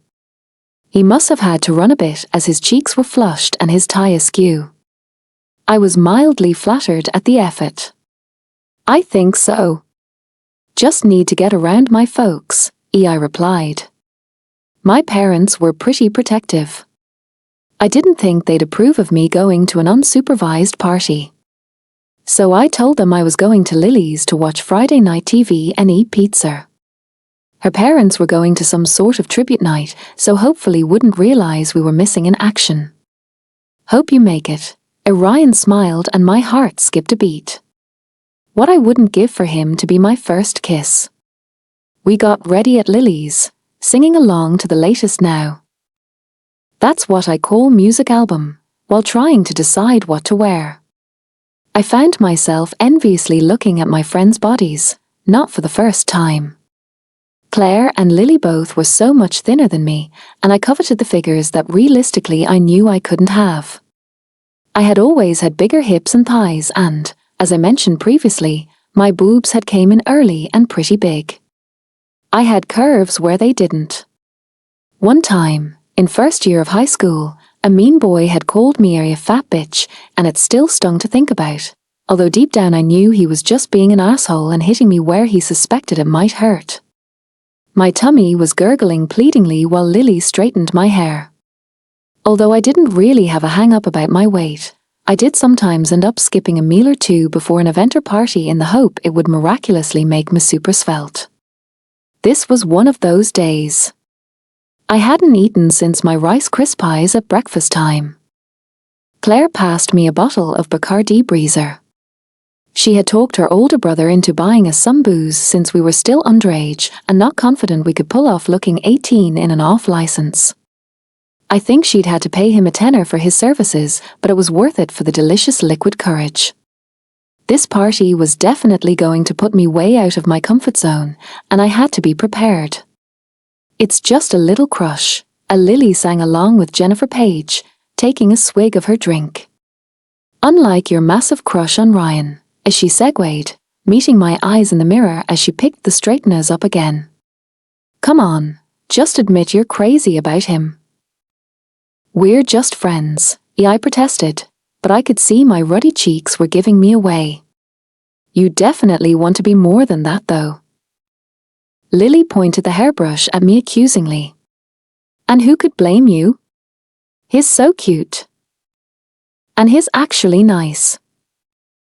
And you get to spend all that time with him in his room, Claire sighed, not without a hint of jealousy. I'd have jumped on him by now, for sure. Okay, I do fancy him, I confessed. But I don't know how he feels about me, and I don't want to ruin our friendship. Maybe tonight will be the night, Lily said dramatically. Alcohol will be consumed, defenses will be lowered. The truth might come out. Spoiler alert, tonight was not the night and the truth did not come out. Because when we got to the party, Fashionably late, of course. The first thing I saw was Ryan snogging Christine Menzies from my accounting class. So that was that. Shit. Lily said succinctly, following my gaze. Ironically, the soundtrack to my discovery was the current UK #1, Amand van Helden's You Don't Know Me. It seemed fitting at that moment. I didn't really know Ryan at all. She pulled at my arm. Let's go into the kitchen. The kitchen is where it's at. Even now, as a grown-up, I gravitate towards the kitchen at house parties. Easy access to the food and drink, and it's where all the cool people hang out. I've always hoped that might make me cool by default. And this was a great kitchen. Massive. As was the house in general. David's parents were clearly loaded. My family's 3-bedroomed semi-detached seemed like a doll's house in comparison. Claire found us some plastic cups and started pouring vodka and Coke into them. "Mate, are you okay?" she asked sympathetically, patting me on the shoulder. I was fine. I mean, it wasn't like I had really been expecting anything from Ryan. Sure, he'd seemed keen for me to come to the party, but that didn't mean he'd actually wanted anything from me. He probably just fancied hanging out with me in a different location, for once. Or he was just being nice. When it came down to it, he could kiss whoever he wanted. Let's get this one down us fast, and I'll pour us another before we decide what our next move is. Claire was a woman on a mission, so I gulped that first vodka down. As an inexperienced drinker with an empty stomach, 2 Bacardi Breezes and a vodka and Coke were already having an effect on me. I was still perfectly lucid, but everything around me was slightly washed out. It was pleasant. Maybe that's why I'd been so accepting of Ryan's choice of co-kisser. Another drink in and yep, I was pretty buzzed. Tragedy by Steps came on and we joined a few others in the middle of the kitchen floor to perform the dance. It was good fun, and I'd forgotten to even feel self-conscious. This being drunk-y thing was actually pretty nice, I mused to myself, taking a seat at the breakfast bar to recover from the unexpected exercise. I could definitely see why people did it. Owner. A guy I vaguely recognized from school was standing beside me. I couldn't quite remember his name, but it was on the tip of my tongue, which was frustrating. Gary Johnson was wondering if you get off with him. How very romantic. But that was how it went back then. Claire and Lily were making eager faces at me. They'd both kissed guys before and knew I was feeling a bit left behind. Plus Gary was cute, I remembered. Dark hair, dark eyes, nice smile. I'd known him since primary school, although we rarely spoke. He was probably who I should have fallen for rather than Ryan. So I took a fortifying breath, nodded and followed the guy to the living room, which appeared to have been deemed the kissing zone and was dotted with snogging couples. Gary was waiting there for me, a tentative smile on his face as I was practically delivered to him. "Hi," he said shyly. Did he fancy me? I'd never thought so, but then I'd never really thought anyone would like me that way. "Hey." I looked at my feet awkwardly. "You look gorgeous tonight." Growing in confidence, he took my hand and led me over to an armchair. Then he pulled me into his lap and started to kiss me. Inexperienced though I was, I could tell Gary had done this a lot. Probably had a different girl at every empty. He was, I decided, a good kisser. There was probably slightly more tongue than I would have cared for. But his lips were soft and his breath minty fresh with only the slightest hint of beer. He must have frantically chewed some gum while waiting for a decision from me. I tried to ignore the fact that the song playing during my very first kiss was Chef's A Chocolate Salty Balls. I was extremely relieved when it was eventually replaced by an ocean color scene tune. His eyes were shining when we pulled apart. I fancied you for ages, he told me. He had. I couldn't believe it when you walked in the door tonight. You never come to these parties. You're so mysterious. I was. We kissed a bit more, then Claire and Lily found me and dragged me back to the kitchen to dance. It turned out it was already pretty late. The kissing sesh had lasted longer than I expected. While I was dancing, I'd occasionally catch a glimpse of Gary, leaning against the kitchen counter, drinking his beer while he watched me. At first it felt nice, but then I started to get what I didn't realize at the time was the ick. I knew that it was just a kiss, okay, lots of kisses, and the party was pretty much in a parallel universe to the real world we existed in. That everything would go back to normal on Monday, there would be a bit of gossip, and possibly some awkwardness, but it would quickly be over with. The kissing would probably never be mentioned again. But I already wanted out of this universe. I wanted to go back to real world and forget this had happened. Gary was cute and apparently fancied me, but I didn't really like him in return. And I definitely didn't want to kiss him again. I just wanted to leave. I think I'm going to go, I whispered to Lily. She frowned at me. Why? You just pulled one of the hottest guys in school. Yeah, but I've pretty much had enough of him now, I hissed back. She laughed. Say no more. But look, you're pretty drunk. If you go home right now, your parents will 100% know we lied about our plans tonight. Have a big glass of water or two first, eh? She wasn't wrong there, I guessed. I filled a pint glass with tap water and started to guzzle it down. Have you seen Ryan since? Earlier? I asked Lily. She shook her head. Great, I thought. He's probably away in a bedroom with bloody Christine. Gary had been temporarily distracted by one of his friends and was no longer watching me, so I grabbed my jacket and drink and let myself out the back door. Although it was February, it wasn't actually that cold, so I wandered out into the middle of the garden to the little fountain in the center of it. Of course, they had a fountain. Hey, Iona. I jumped and nearly dropped my glass at his voice. When I turned, Ryan was sitting there on the bench behind me, a bottle of beer dangling from his hand. You gave me such a fright, I gasped. What are you doing out here? I took the opportunity to look at him properly this time, without Christine Menzies' face blocking most of it. Of course he looked good, as always. He was definitely drunker than me though. I sat down beside him.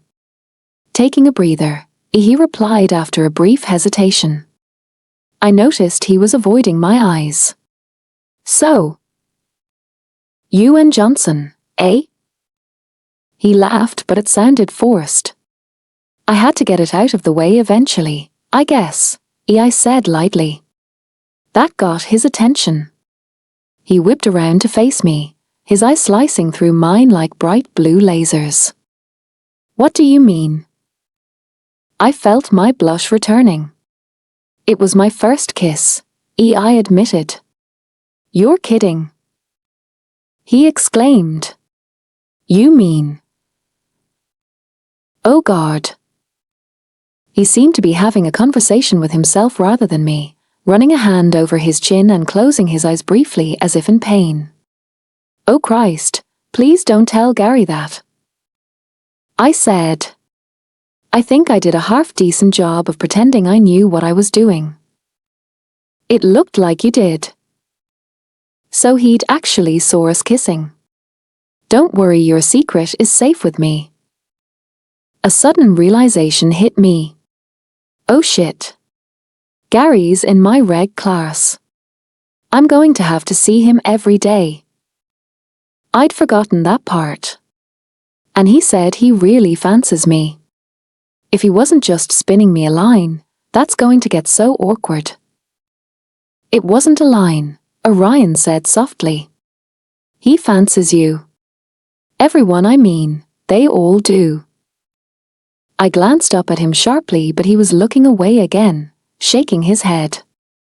You must realize that. It was my turn to shake my head. Yeah, right. It felt like the silence between us stretched into eternity, even though it probably only lasted 30 seconds or so. Then he sighed. You were really late tonight. I thought you weren't coming after all. His voice felt thick with meaning, but I didn't know what he was trying to tell me. Oh, you know what it's like. We couldn't decide what to wear, I said flippantly. I realized I'd drained my glass. Time to go back for another. I'm going to head back inside. It's getting cold. Of course, Ryan was sitting there in a t-shirt while I shivered in my winter coat. I stood up. I wasn't expecting Ryan's next words. Tonight, with Christine? That was my first kiss too, he said quietly. I just thought you should know. It took a minute for the shock at this revelation to sink in. Ryan had never kissed anyone before tonight.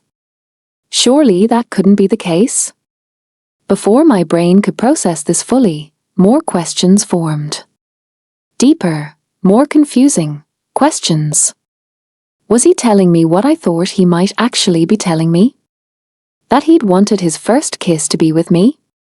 That he had only kissed Christine because he thought I wasn't going to be there, in the same way I knew I'd only kissed Gary because Ryan was otherwise engaged? Or maybe he was reassuring me that I wasn't alone in having my first kiss at nearly 18? Or was he just twisting the metaphorical knife already slightly wedged in my heart? Thanks, I said. Under the circumstances, it was the only thing I felt I could say. I went inside without looking back. Successfully avoided Gary and left the party. As suspected, gossip was rife at school on Monday.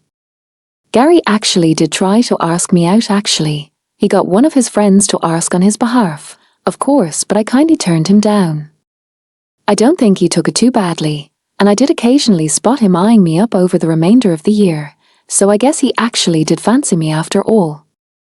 As for me and Ryan, regular scheduled programming returned, and we went back to our usual friendship. Our conversation at the party never mentioned again. But now, there was an undercurrent of something else that hadn't been there before that night. And sooner or later, one way or another, we were going to have to address it. 2016. After the night Ryan got ridiculously drunk, there's a definite thaw in his attitude towards me. This is a huge relief, as I worried it would go the other way. It certainly had the potential to do so.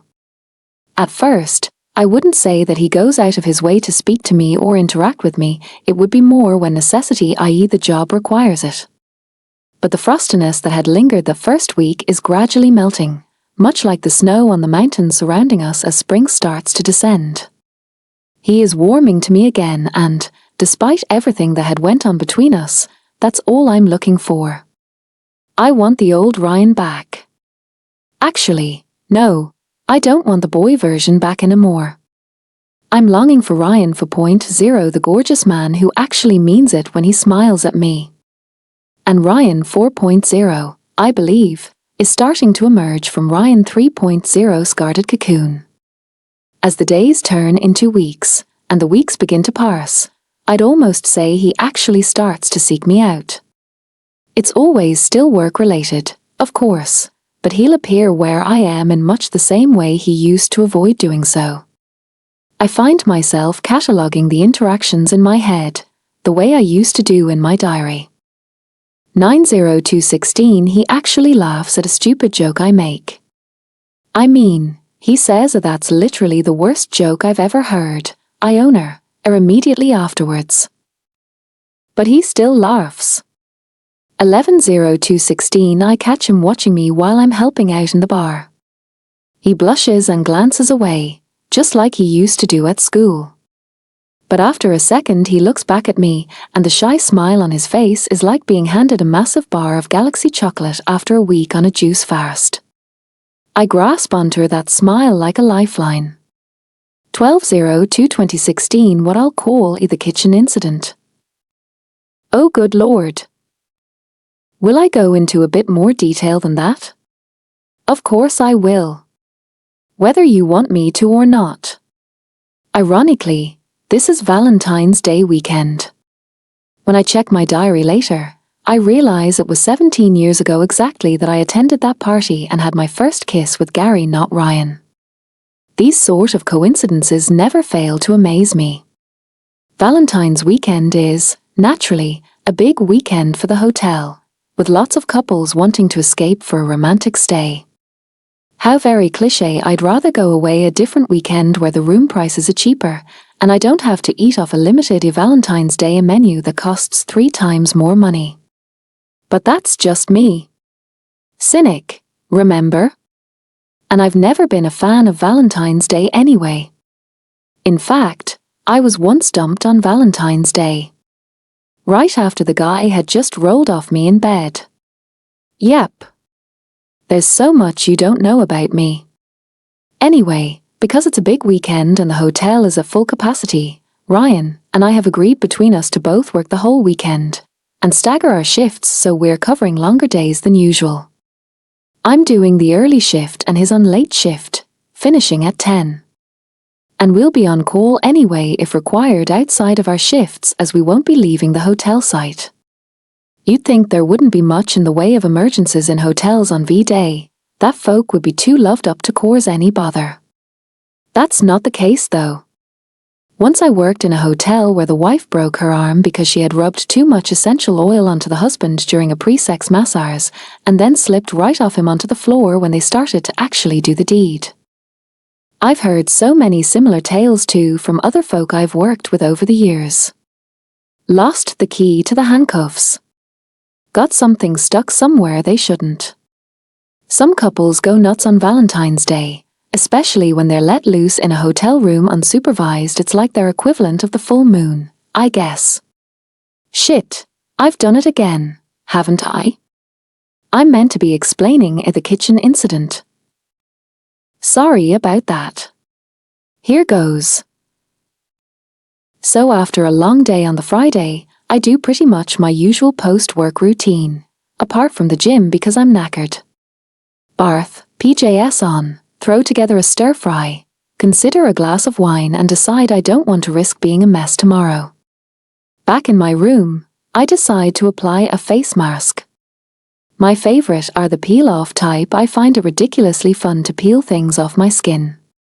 This one smells like honey and is a particular favorite.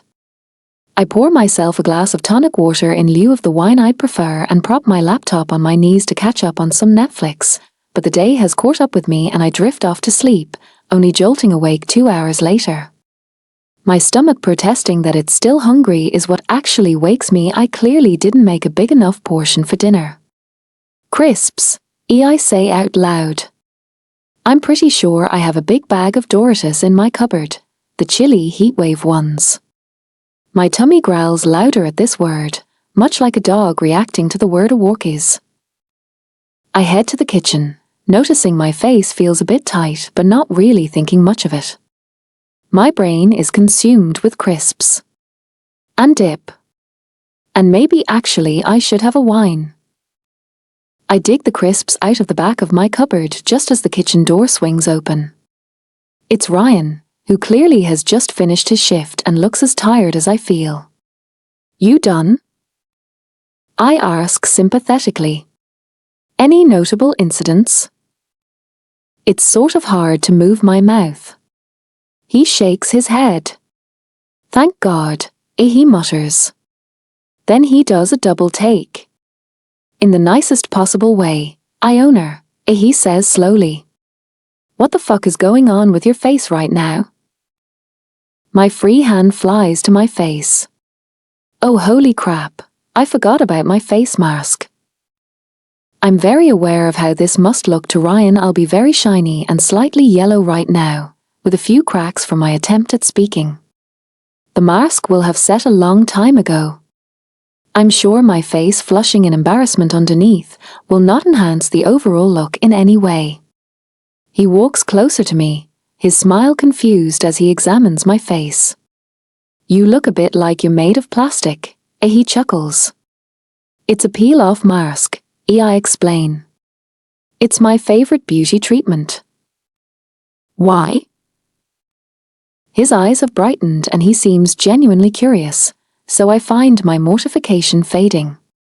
Do you remember when you were a kid, the first time you accidentally got glue on your fingers?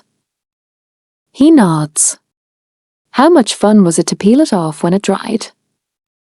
A lot, he agrees, laughing. Sometimes I'd end up deliberately getting some on my skin just so I could peel it. Exactly.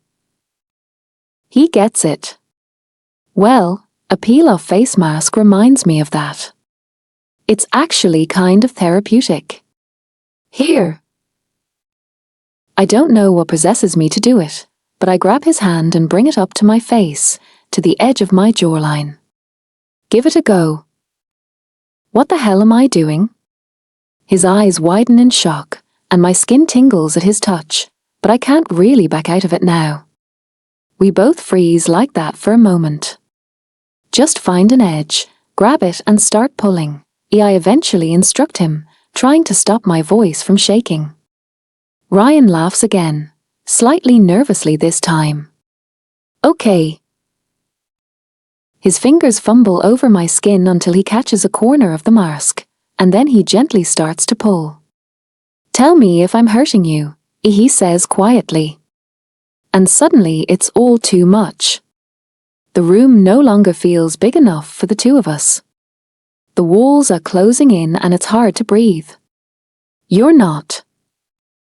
I lower my eyes, sure my heart rate must be off the scale by now due to his proximity and his touch.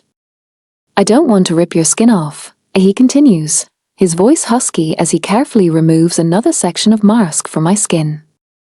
This is probably the least sexy thing I've ever asked a guy to do to me. So why am I this turned on? It'll be fine as long as you're gentle and don't try to tear it all off in one go, I joke awkwardly. It's not waxing, after all. He winces at the thought as his other hand comes up to rest on the side of my neck. I promise I won't do that. He's practically whispering now and his warm breath tickles my skin, sending a shiver of delight through me. My entire body is humming with electricity, powered by lust. After another 20 seconds or so, I realize he's not even trying to remove the mask anymore. He seems to be just stroking the cheek that he already pulled the mask from. His hand drifts towards my mouth and his thumb snags in the middle of my bottom lip. I still can't look at him, although my body is betraying me in pretty much every way possible. I own her, he exhales. My eyes snap upwards to meet his and I'm stunned at how close our lips are, just how dilated his pupils are. Where did the blue go? And in this moment, I am finally in absolutely no doubt whatsoever that Ryan Thorne is attracted to me. That he wants me. Yeah, I get it. You all saw it already. I'm an idiot, etc., etc., etc. But hey, guess what? This is real life and so it will come as no surprise that the moment is interrupted. Suddenly the main door of the building slams, and we hear footsteps heading towards the kitchen. I reluctantly pull back from him as Angus flings the kitchen door open, looking for Ryan. I don't really take Angus' words in. Something about a middle-aged couple, chocolate body paint, a streaking dare, and locking themselves out of their room, I think. Normally I'd be living for this type of gossip, but I can barely function right now. I don't know how Ryan has managed to snap back into work mode so quickly. I'm going to need at least 24 business hours to recover from whatever it was that nearly happened. Ryan picks up my bag of crisps and hands it to me. I hadn't even noticed I'd dropped it. You were right, by the way, he hisses in my ear, his beard rough against my skin. That was therapeutic. He walks to the door without a backwards glance. Angus grins at me knowingly. I don't want to alarm you, he tells me. But half your face appears to be hanging off. Then he follows Ryan outside while I head back to my room to stuff myself full of crisps and brood over the startling events of the last 5 minutes. 2016.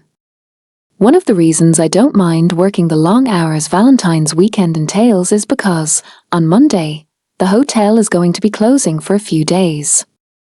The communal areas are getting revamped, and it has been decided it would be easier to do this without guests in the way. So, as soon as the guests check out Monday morning, I am free until Friday. I don't see Ryan much after the kitchen incident.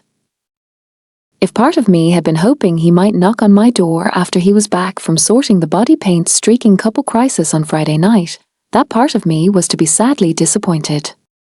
About half an hour after he left with Angus, I heard his footsteps walk directly to his own room without any hesitation.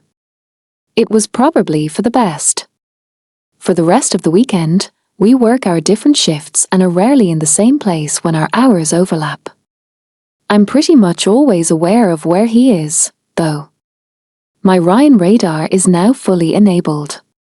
The staff have all scattered by midday on Monday. Angus has bunged his bike on the back of his car and is headed northeast for a couple of days. He did invite me, but I thought it was for the best to keep my distance, for obvious reasons. The few other members of staff who live on site have also taken the opportunity to explore Scotland further, so it appears I'll be on my own. Well, sort of. Because Ryan is still around, too. Are you going away anywhere this week? He asks me, appearing just as I'm switching off the computer in reception and locking the paperwork away. I'm not sure where he thinks I'll be going, given I don't have a car, but he's probably just being polite. Nah, I shake my head. Just going to hang around my room and catch up on my sleep, probably. His gaze lingers on me slightly longer than necessary, and I'm appalled to feel my nipples hardening in response to the look in his eyes. Hazy memories of Friday night reflect back at me. Good to know, he says quietly, before turning and walking away. I resist the urge to follow him. I'm meeting Alice for lunch on Tuesday. Despite the fact she hadn't actually been due to give birth until early February, she had went into labour on the morning of her first official day of maternity leave, and she's still raging about it. I never got to enjoy it, as she laments now as we find a seat in the pub. I've not been in here since the night Angus kissed me. It's a lot quieter during the day. How much would you have enjoyed it anyway? I ask, picking up a menu. You were absolutely miserable at the end. In fact, I'm pretty sure the last thing you said to me before finishing up was I want this devil child out of me already. You're not wrong there, she sighs. Will we get a bottle of wine? Sounds good to me. We order food and wine, and then Alice gets her phone out to show me photos of baby Eva. I'm pretty sure I'm missing the baby gene myself, but Eva is absolutely adorable with her curly wisps of dark hair and big blue eyes, and I'm officially in love. You'll need to bring her next time, I say. Definitely, but this time, I'm just glad to get a break for a few hours. Alan can deal with her on his own for a change. Alice pours our drinks and holds her glass up for a cheers. Here's to some baby-free time. I gladly clink my glass against hers and take a sip of my wine. Refreshing. So, are you ready to talk yet? Alice asks once we've eaten our meals and are on to a second drink. Are you seriously telling me you and Ryan were never together? I sigh. I may as well get it over with. I promise, we've never been a thing. There was a time, years ago, where I thought we might be. But it never happened. Why not? Alice persists. There's more to it than that, right? I shrug in response. She puts her glass down. If you think it's because he didn't or doesn't like you, you're wrong. He might have never mentioned you to me before, but I've noticed the way he acts around you.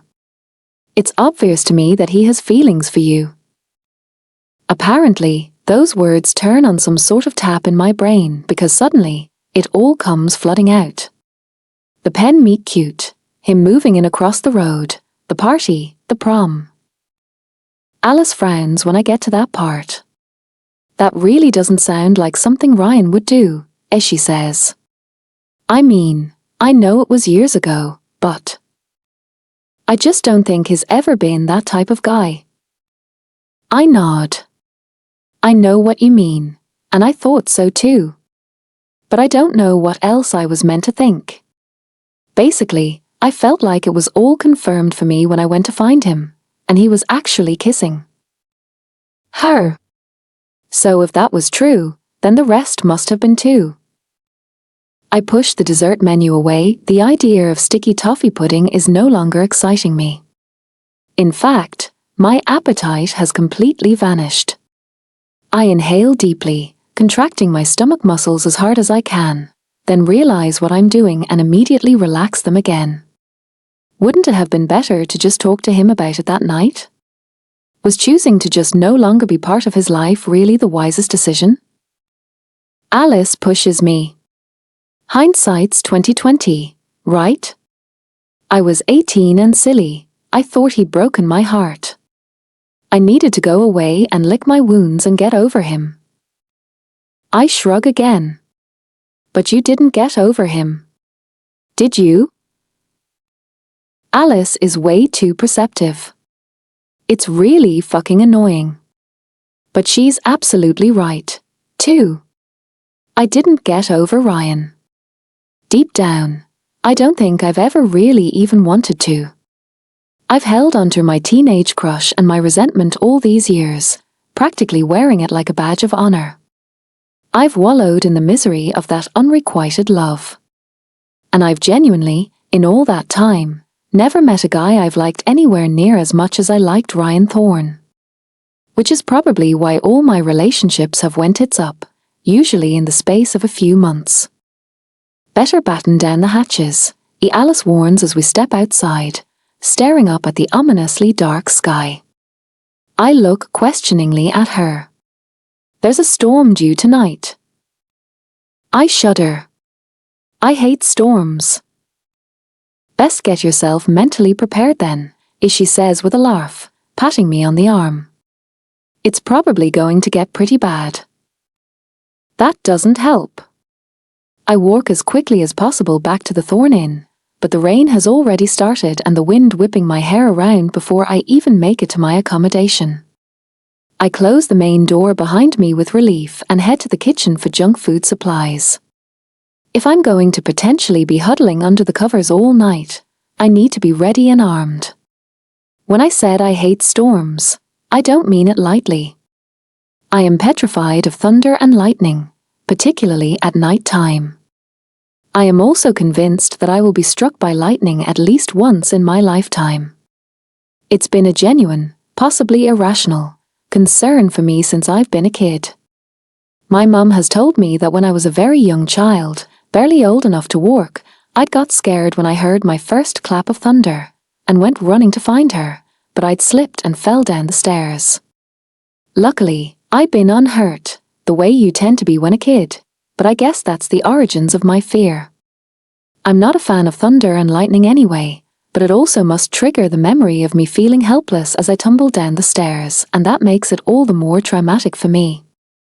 To make me feel better anytime there was a thunderstorm after that, my mum and dad would make a pillow fort and would all huddle underneath it with a torch and play board games to take my mind off my fear.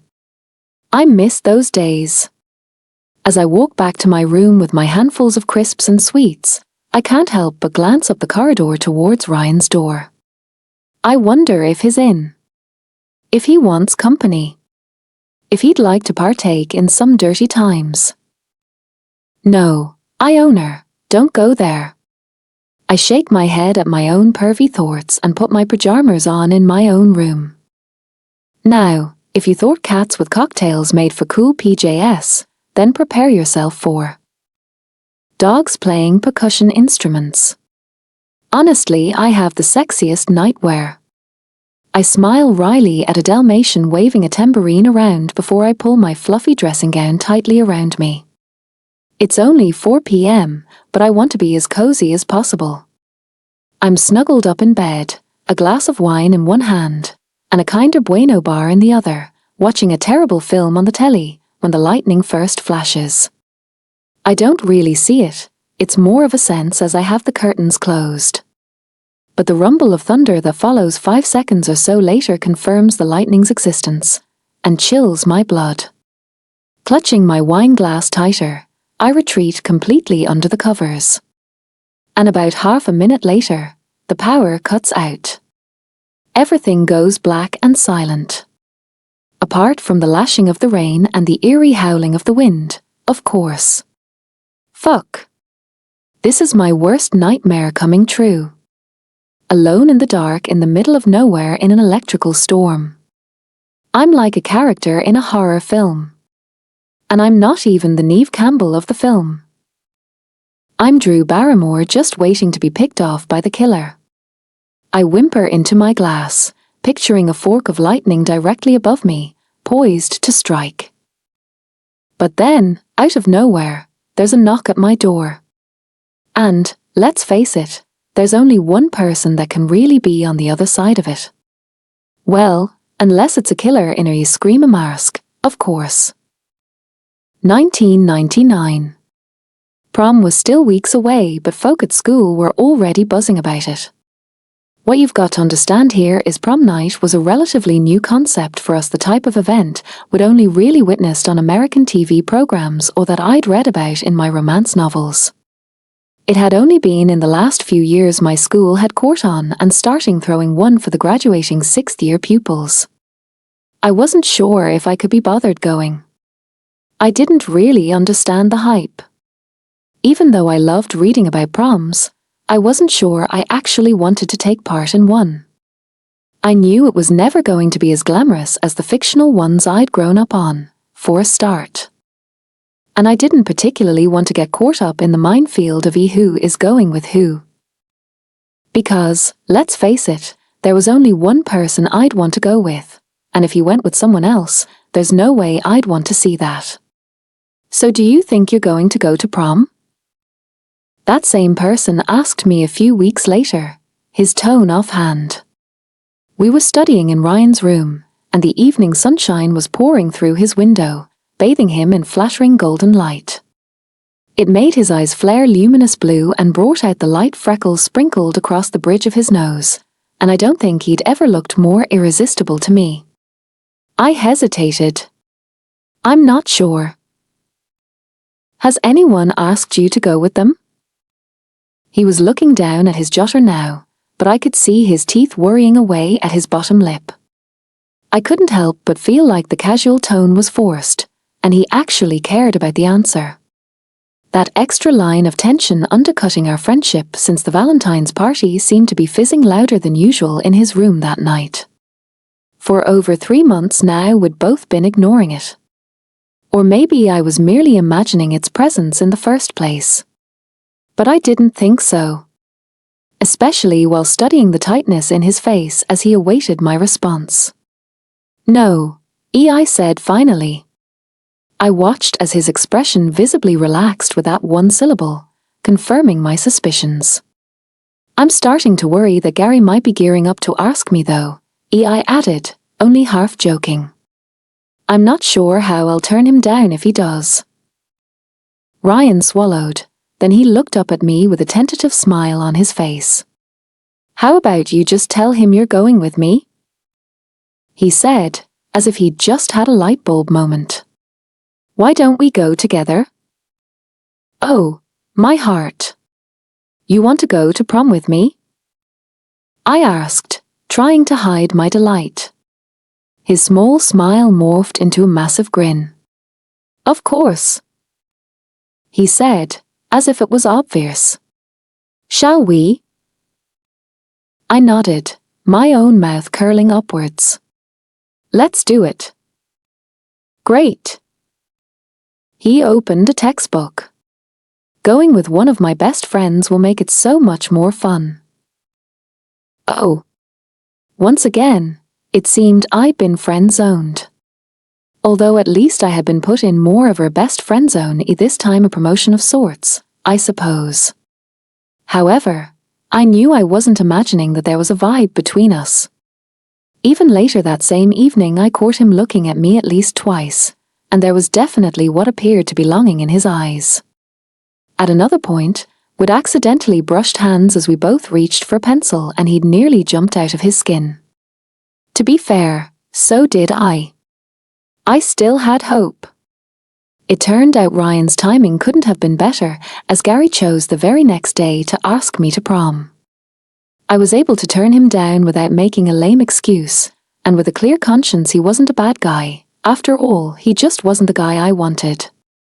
At that point, prom was still nearly a month away, and I wondered how I could hold on to my excitement until then. Because, for me, prom would be make or break.